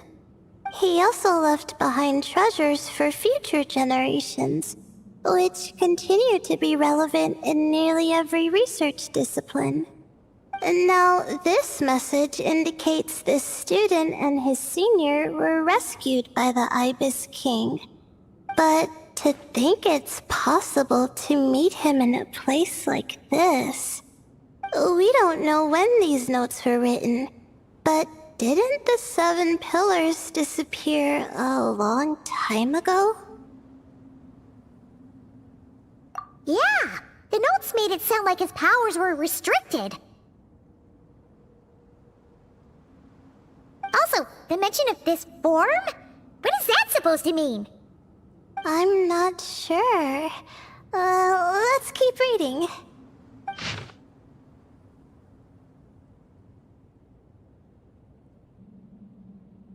Oh, this is the last page. There's even a signature at the end. Well, sounds like they made it out. Guess it was a happy ending after all.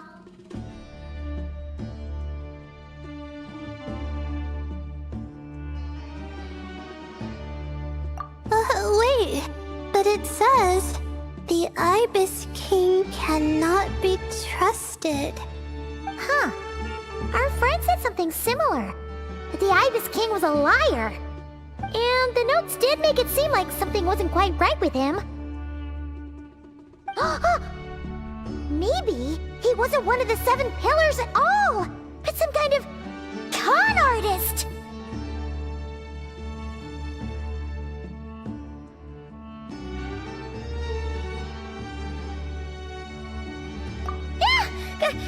Great, Ibis King! If you heard that, Paimon didn't mean it! Please forgive her! Don't trap us here! I think Paimon raises a good point. Let's keep our guard up just in case. Alright, I think that's all the clues around here. How about we... Oh! It's Marak! That means Kaveh and the others should be around here, right? Hello? Anyone up there? Can you hear us? Yeah, we can!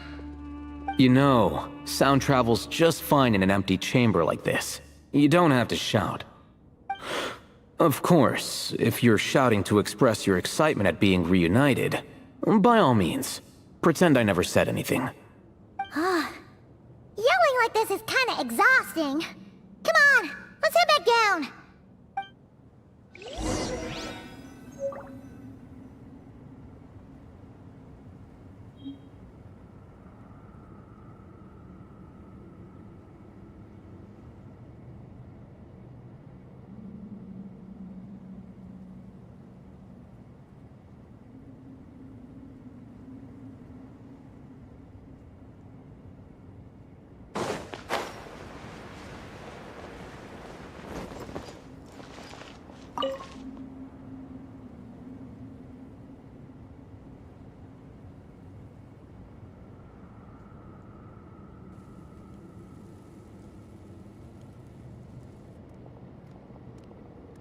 Wow, we all ended up in the same place, huh? Yeah, what a coincidence. Indeed. Or as I like to call it, the chai factor.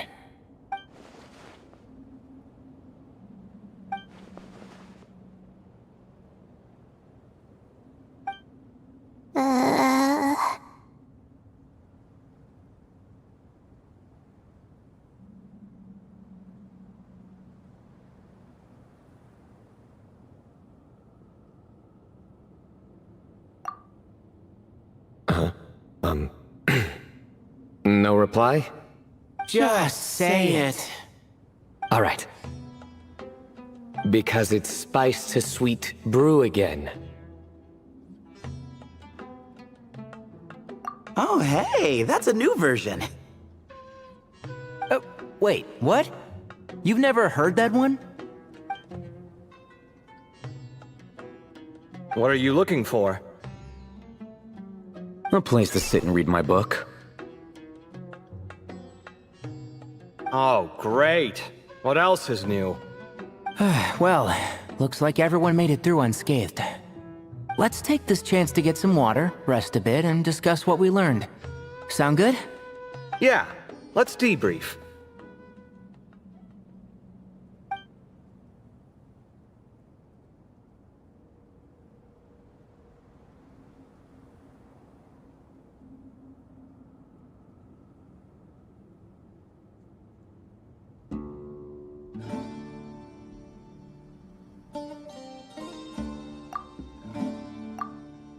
Okay, so we all learned a lot, but it feels like we ended up with even more questions. Yeah, but one thing's for sure. This place is tied to the Ibis King in some way. Hey, Sino. You're the current representative of Hermanubis. Can you call him up for a sec? Of course. Just let me sense his presence.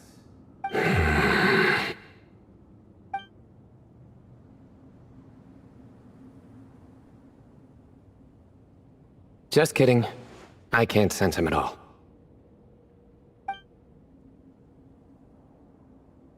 Jeez, Sethos. Did you set him up for that one? What are you, a two-man act? Sorry, Hermanubis isn't like the Ibis King. He can possess me, but I can't talk to him whenever I want. Oh, truly? Does that mean he's gone? I would have liked to reminisce about old times with him. Ah, the cat! It speaks! Of course it speaks. In fact, it is not an it at all. You do me a great offense. My apologies. Esteemed cats, sir?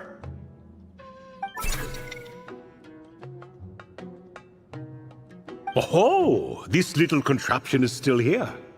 Contraption? No, this is Marak. Which means you do his assistant a great offense. Huh? Well, I didn't mean... Well, I apologize. I wasn't referring to this Marak, but rather the thing that operates it. King Deshret was quite partial to it.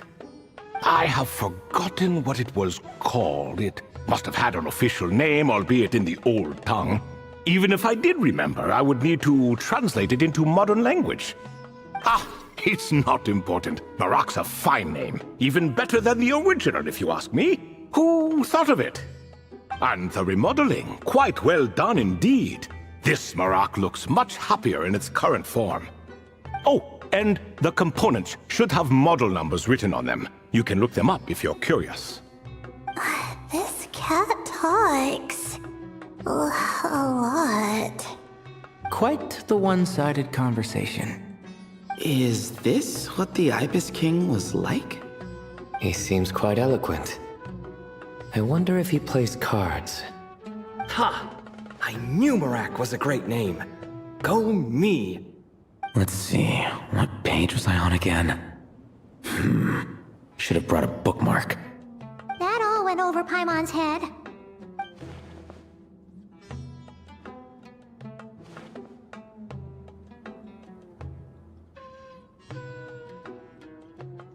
Hello indeed. For you to know my name. Yes, I was not mistaken. You are special among your companions. But you are all guests. It is only proper to invite you in. Come then, this way.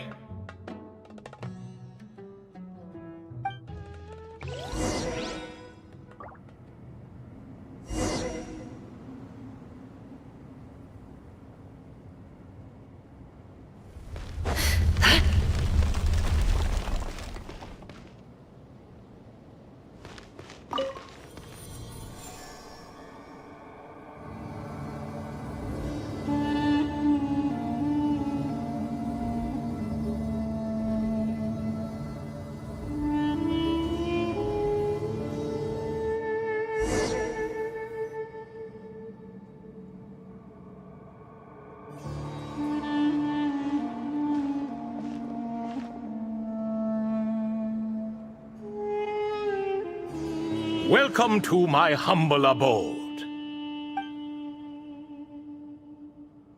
Oh, your house sure is spacious, Lord Ibis King. I fear it's not quite what it used to be. In fact, it has long ceased to be my home at all. It belongs to the descendants of the cats I once raised. Such adorable creatures, aren't they? Take the one I'm borrowing here, for instance. A chubby fellow with such lovely fur. Anyway, tradition dictates that a special guest such as yourself be presented with a gift. Alas, it's a first-come, first-served basis, you see. I fear with the passage of time, none are left. What? So the treasure's gone already? Treasure, you say? Not an inaccurate description.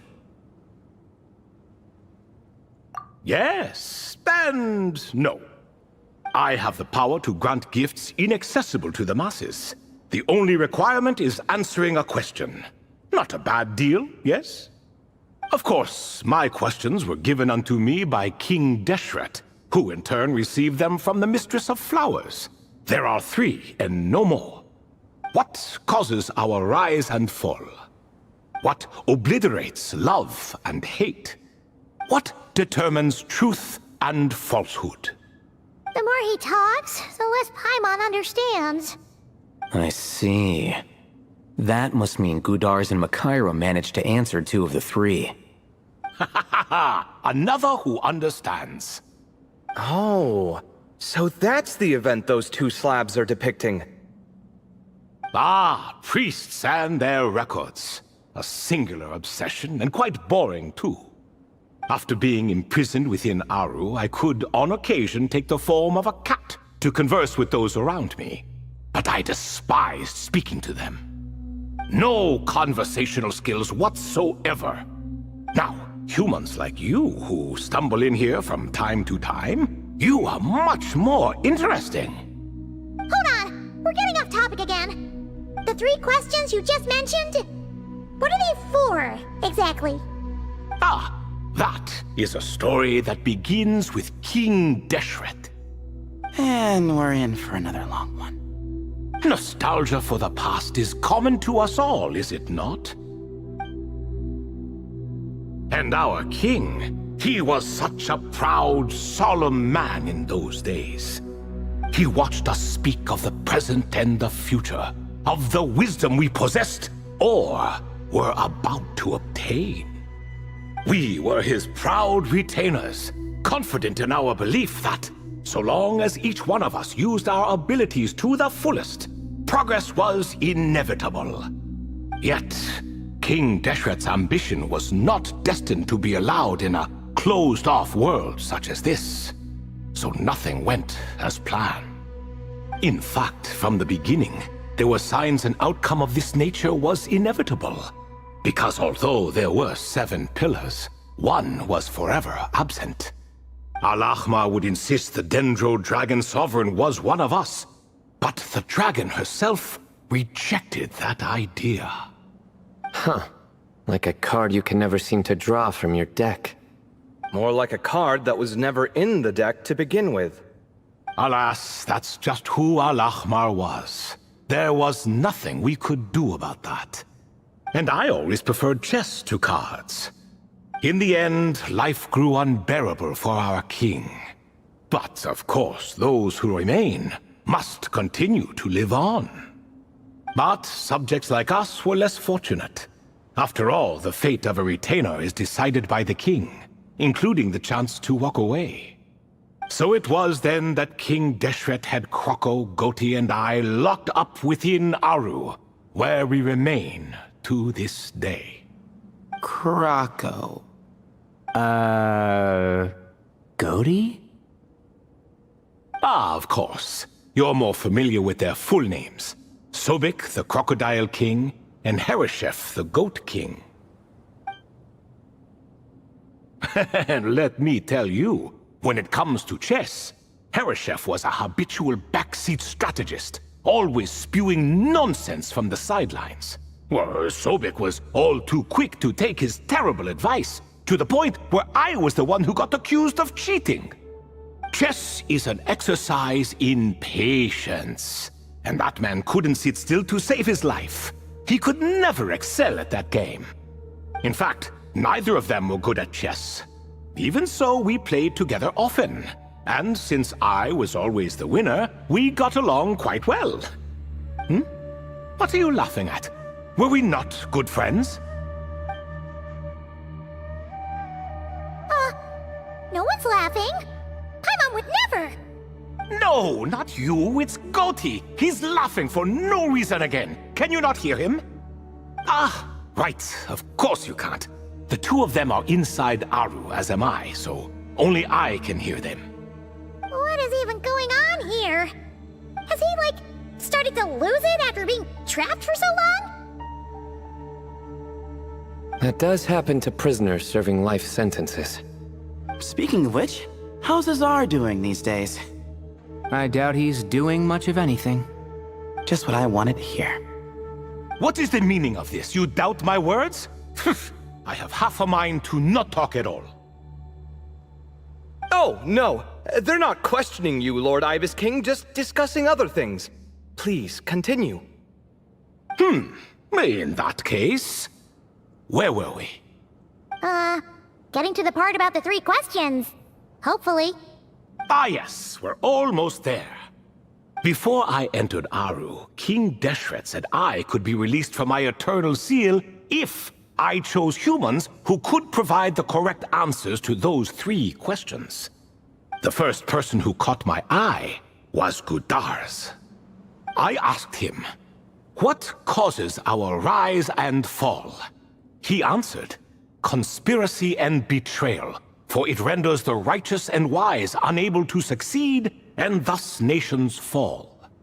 I found his answer quite interesting, so I bestowed upon him the power to deceive. The second human I chose was Makaira. I asked her, "What obliterates love and hate?" She said unto me, "I have nothing left to lose. Vengeance alone can quench both love and hate."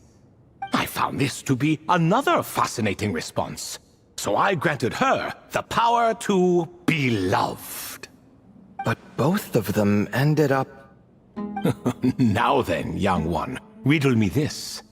Did their answers point to this fate, or was it the power I bestowed upon them that determined their end? I'm just an observer who doesn't understand their circumstances, so I can't answer. A clever reply. I do not wish to comment either. It is all in the past at this point. My only wish was for their answers to be acknowledged by King Deshret's rules, and bring me one step closer to freedom. As for the final person, her fate remains to be seen, so I will not reveal her name.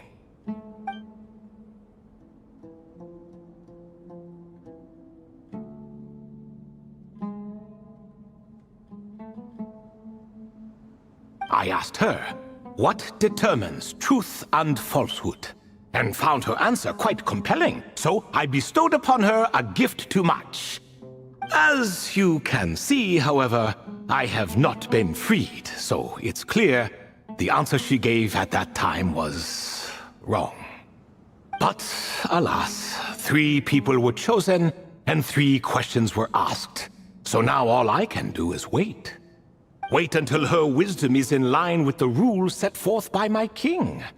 Until she has found the true answer to that question. No wonder there was no 3rd stone slab then. Or perhaps you're just not ready to include her in the story. Though, that might be a generous interpretation. Well, it's not merely because her story remains unfinished. As the remaining priests of this place left, or passed on, there were none left to record the events that followed. Besides, stone slabs are few and far between in the Great Red Sands. In the sprawling desert, very few things or people even manage to leave a trace.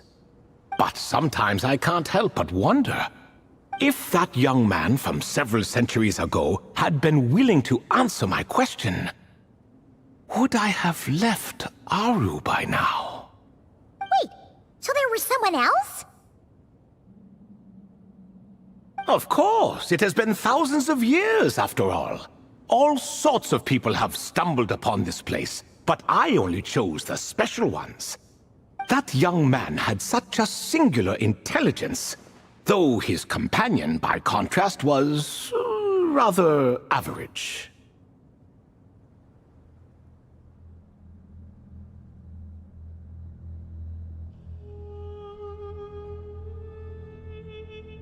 The author of those notes we found? The student named Zandik? Ah, yes, I think that was his name.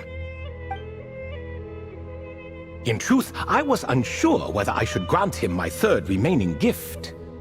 He was, of course, exceedingly clever, but he was also mistrustful and narcissistic in equal measure, and there did not seem to be a line he was unwilling to cross. Too much power could be dangerous in the hands of someone like him, so I found myself rather relieved when he declined my gift. Oh, he turned you down? Did he give a reason? Yes. He said he didn't need it. I still remember the look in his eyes. Nothing stood out per se, and still I could sense contempt and disdain radiating from his gaze.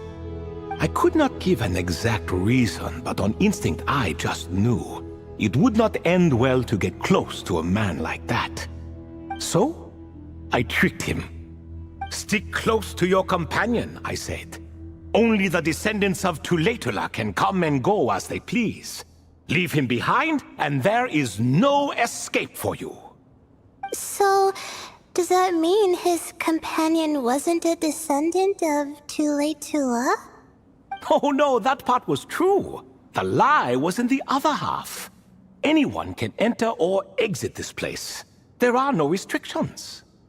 I saw that his companion was exhausted and was concerned Zandik might leave him behind, or worse, that some other accident might befall him.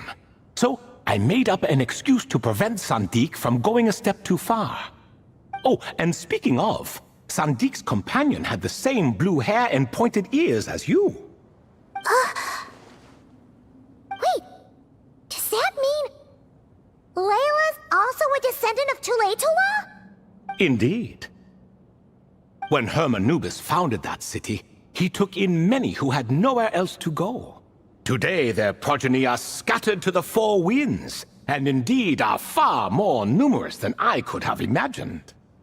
So the person you protected could have been my ancestor.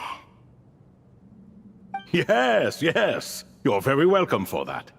Could I ask another question, Lord Ibis King? Of course. I have nothing but time, I'm afraid. Did you also save me and a man named Jur? I did.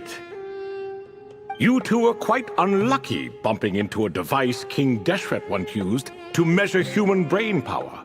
That contact caused more knowledge than you could handle to flood into your minds. So I replaced that knowledge with simpler, repetitive information. Of course, the side effect being the same thought repeating over and over again in your mind, but that should resolve itself in time. How many moons are there in the sky? Yes, that was the phrase I used in your head. I forgot the other one, though. I believe it had something to do with food. Both were spur-of-the-moment decisions, so no need to dwell on the meaning too much. Oh, I see. Thank you, Lord Ibis King. As I said, young one, you are most welcome. If you're inclined to return the favor, perhaps you could turn off that device so no one else can trigger it? There's only so much a cat's paw can do, so I'm afraid this is something I must leave to you. Or Marak, I suppose.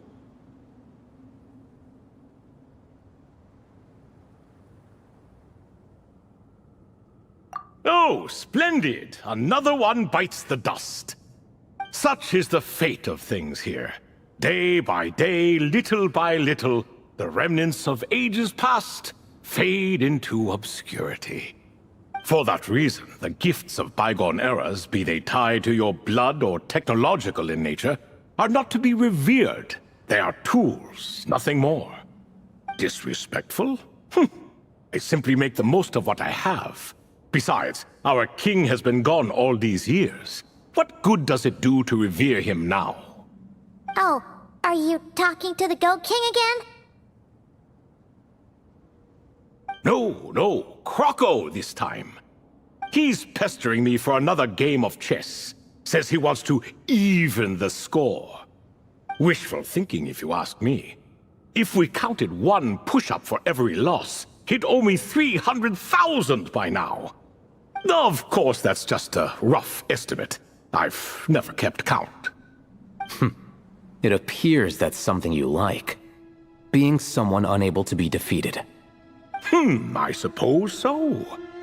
All right then. Time for me to extend my winning streak, and for you all to head home.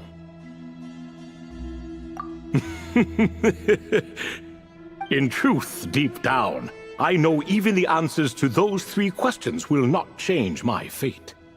But that is for me to reckon with. Go on now.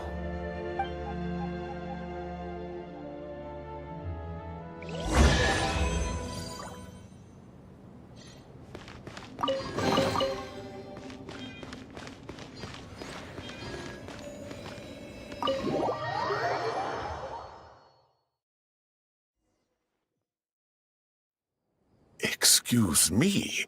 Do you even know what time it is? I've harvested 3 crops of tomatoes while you've been gone. You're exaggerating, Professor. I'm making a point. There's a difference. Sincerest apologies for keeping you waiting, Professor Cyrus. See, that's what I call manners. Now, are any of you hurt? Nope. It went way smoother than we expected, actually. I presume the investigation is complete then. Come, tell me all about it. Oh my, did you luck out? If you've read the work from the Vahumana Dashan, you would know that the Ibis King has, well, let's call it a mixed record. Perhaps he softened up a bit in his old age, and that's why he chose to help you. Or perhaps he just didn't have a good enough reason not to help us. See? Marak agrees. How do you even know that's what Marak meant? That could have just been a happy noise. In any case, there's a lot to be happy about. We figured out what happened to Layla and Jur, and there were some unexpected takeaways too. Yeah, I never expected to learn about my ancestry. I've always thought of myself as just an ordinary student. I never would have even considered something like that could be true. Come to think of it, our ancestors might even have been friends at some point. Huh? You're right. Maybe I should take a trip back home to see if I can find any records about that. Oh, I was just throwing that out there. I wouldn't want you to go to the trouble. It's fine. My advisor gave me a break, and I still have a few days left, so... Oh, wait. My study topic. I haven't made any progress at all. No. I need to focus on that instead. Right. Couldn't you help her, Professor? Huh? No, I could never. Me, you say? I'm from the Spatamar Darshan, and I don't think that Nephis or Zahahadi researched the stars. All I have to offer are my homegrown tomatoes. Although I suppose it's not impossible. I can ask a few old friends to recommend some interesting topics. You really don't have to. It sounds like a lot of work. Hardly. A few passing questions while we water the plants? It's no trouble at all. Thank you so much. Of course. Now it's getting late, and you all must be tired. Let's wrap things up here. Some say desert nights are the sun taking mercy on us after the heat of the day. So, let's leave while she still feels merciful.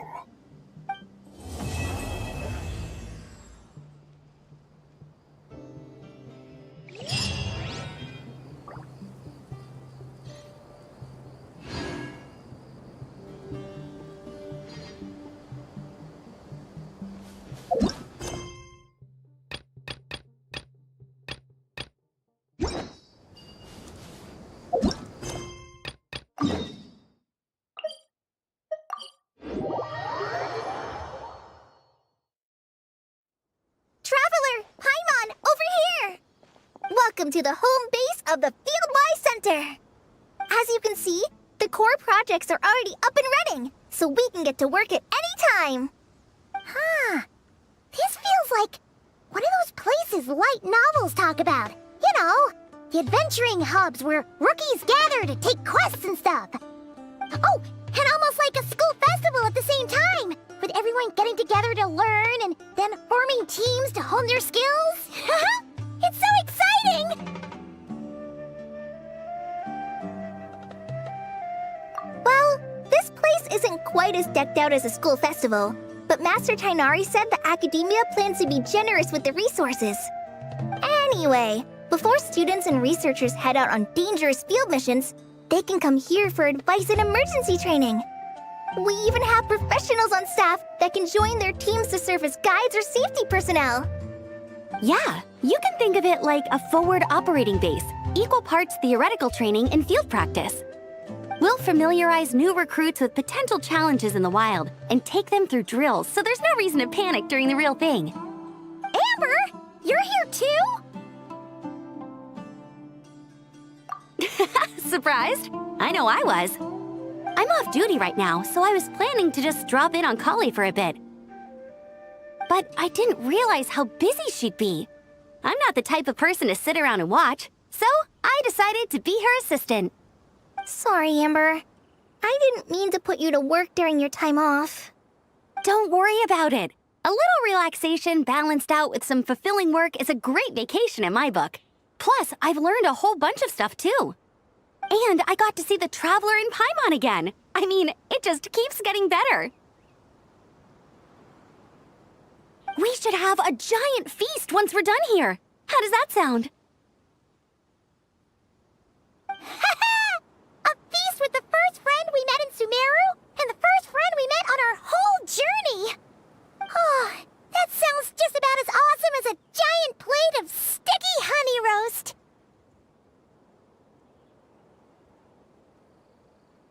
All right, down to business then. Kale and I are in charge of the Scouting Speedsters project. The focus is using devices and machines to pass through hazardous areas, survey terrain, and get details on potential threats. Plus, a mortar research indicates that, during dangerous situations, having the support of an adorable companion can help set adventurers' minds at ease and prevent excess nerves. So, we took inspiration from Cullen Anba and Baron Bunny to create 2 scouting devices that are both adorable and useful. Cullen Anbot and Bar Drone Bunny. So far, feedback has been pretty positive. Once we've collected enough data, the academia will continue to refine the scouting buddies and release even more designs. A bunch of Kulanambas and Baron Bunnies running around the wilderness? What is that gonna look like?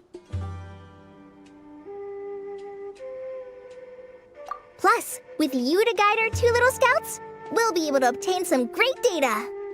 Once you have a more complete understanding of the Fieldwise Center, you should come test them out. Now come with me. I'll introduce you to the other consultants. Oh yeah, the lady with the greenish-blue hair also has a super adorable device over there. But it does something completely different than our scouting buddies. I'm looking forward to seeing it in action. familiar face. Come on, let's go say hi.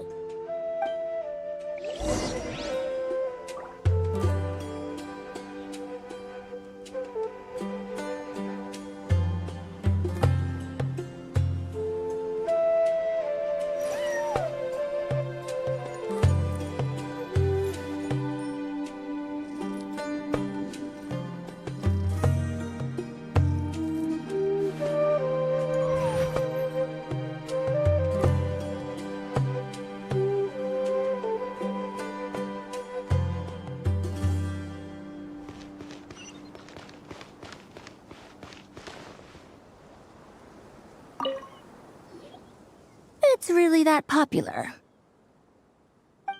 The internal locomotion mechanism is clever enough, and the execution on the terrain recognition, remote control, and weight detection modules isn't bad.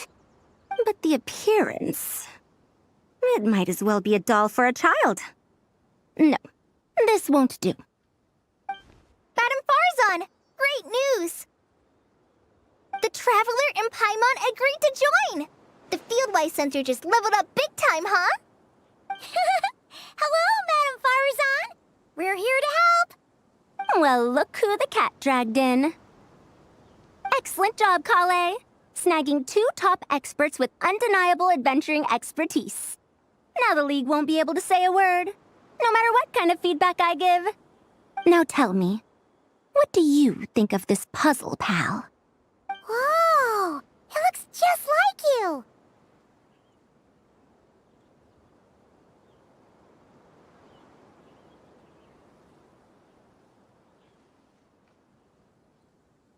It's a collaboration between my juniors in the Haravatat Darshan, the Puzzlers League, and the Synopsium on Ruin Mechanisms. Clearly, the technological aspect is quite advanced. But the appearance... it couldn't be more childish. You should have seen Anise, defending this design choice with more passion than her thesis. Young people these days. Far too obsessed with making things cute.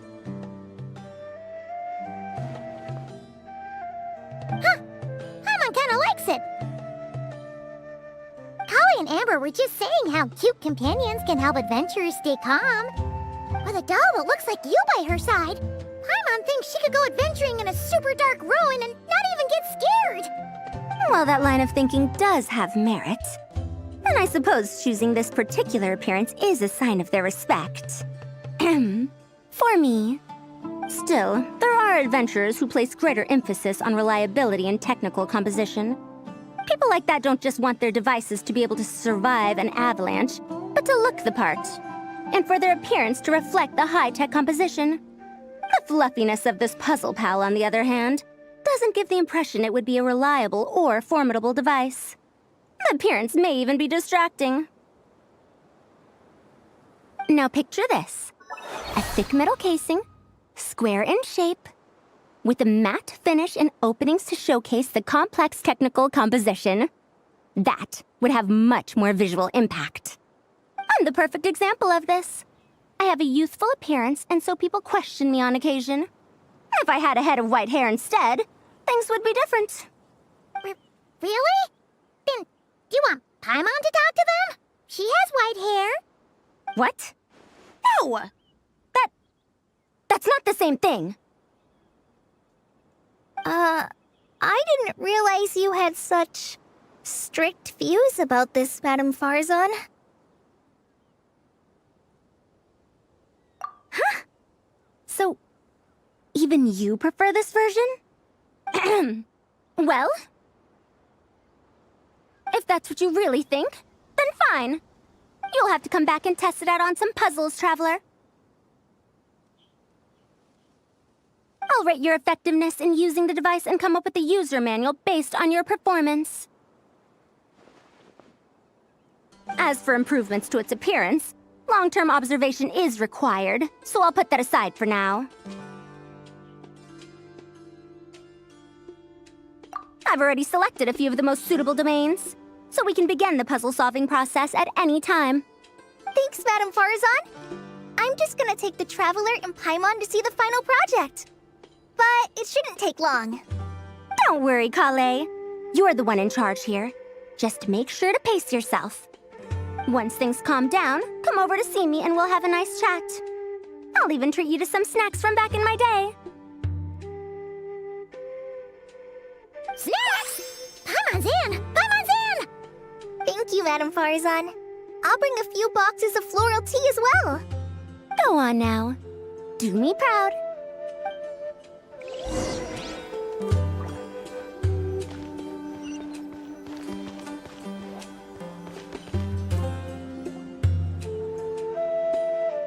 This last one is a long-term project we're calling the Security Division.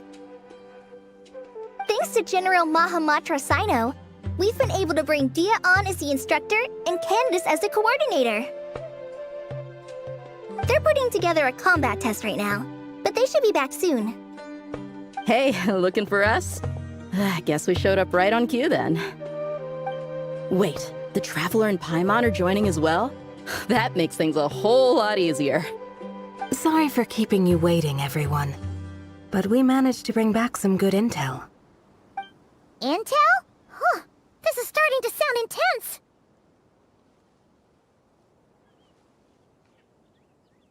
Of course. What better way to protect the students than to sweep through the desert and rid it of all potential dangers? Not a bad plan, right? You in? Not the best time for jokes, Dia. Besides, when it comes to striking down danger, the Traveler is a woman on a mission. She might take you up on that offer. Defeating anything that might pose a threat? Oh, even if the Traveler worked non-stop, that could still take years. We'd have to stop traveling. Oh, Paimon doesn't even want to think about that. Time would be the least of our problems.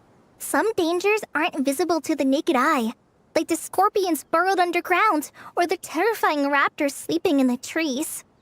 You can't get rid of them until they jump out to attack you. For situations like these, we'd have to combine Madame Farazan's recommendations with Amber's approach to scouting, calculating our chances of encountering enemies and our expected operation times. Whoa, whoa, whoa, pencils down, everyone. That was just a joke. The Security Division's goal is a lot simpler, actually. We're just here to ensure that fieldwork teams include trained combat personnel. Some of this work has been entrusted to the Blazing Beasts and other mercenaries, but members of investigation teams who pass the combat test can also qualify. Before an investigation team is allowed to head into a dangerous area, the group must include at least 2 professionals who have passed the assessment. And Dia and I were just out collecting intel on the best place to hold the test. We found a domain filled with monsters and bandits of all levels. Hopefully, they don't mind us borrowing their stomping ground for a bit. It'll only cost them a few smacks on the head. Oh, so we just need to supervise, right? That's right. Participant safety is our utmost priority. So we'll organize a group of capable personnel to take it in shifts. We still need to figure out our testing metrics, though. Fighting is different from an actual exam, and there's no one right answer. Mercenaries like me, we all have our own style. That's not a problem in actual combat, but when it comes to teaching, we tend to stick too much to what we're used to. So, we need someone to give us a baseline. Someone who has the experience, but also takes a more flexible approach in combat. Yeah, based on what you just described, the Traveler seems like the perfect person for the job. Great. Working with you is always a pleasure, Traveler. Smooth as butter on a steak. Don't forget about compensation for the Traveler and Paimon, Dia. You agreed without doing the math first. Ah, it's fine. We'll just split the funds Kale wrangled for us, 20-80. 10 for me, 10 for you, 80 for the 2 of them. Wait, we're getting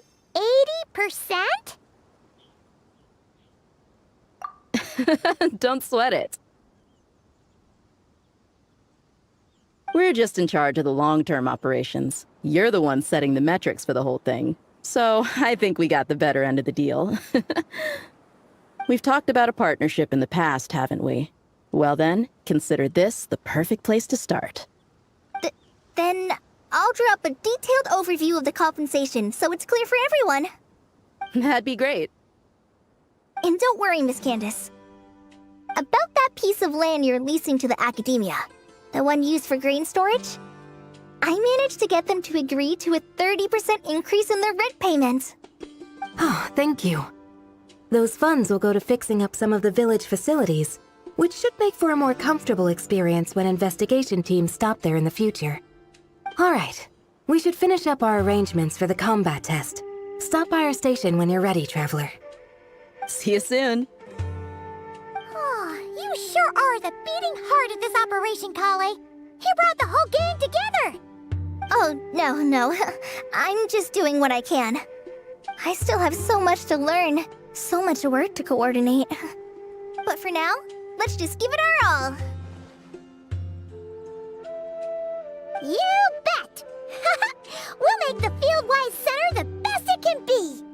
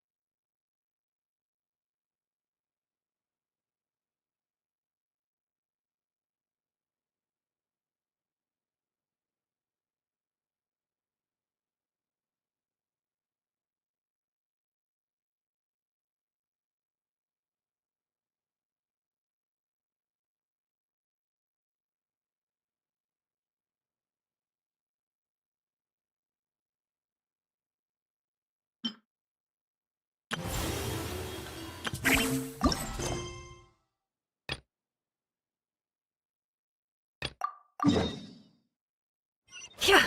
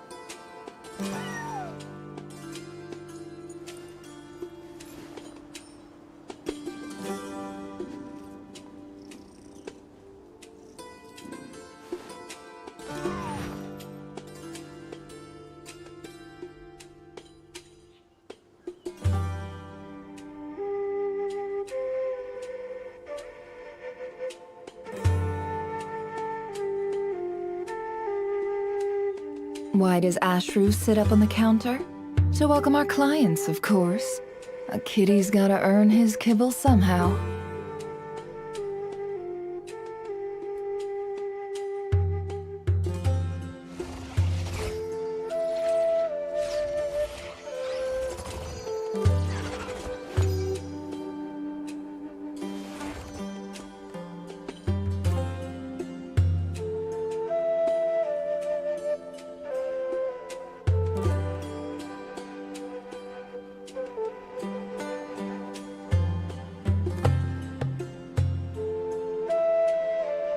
Emotions are like a raging torrent that surges through the mind.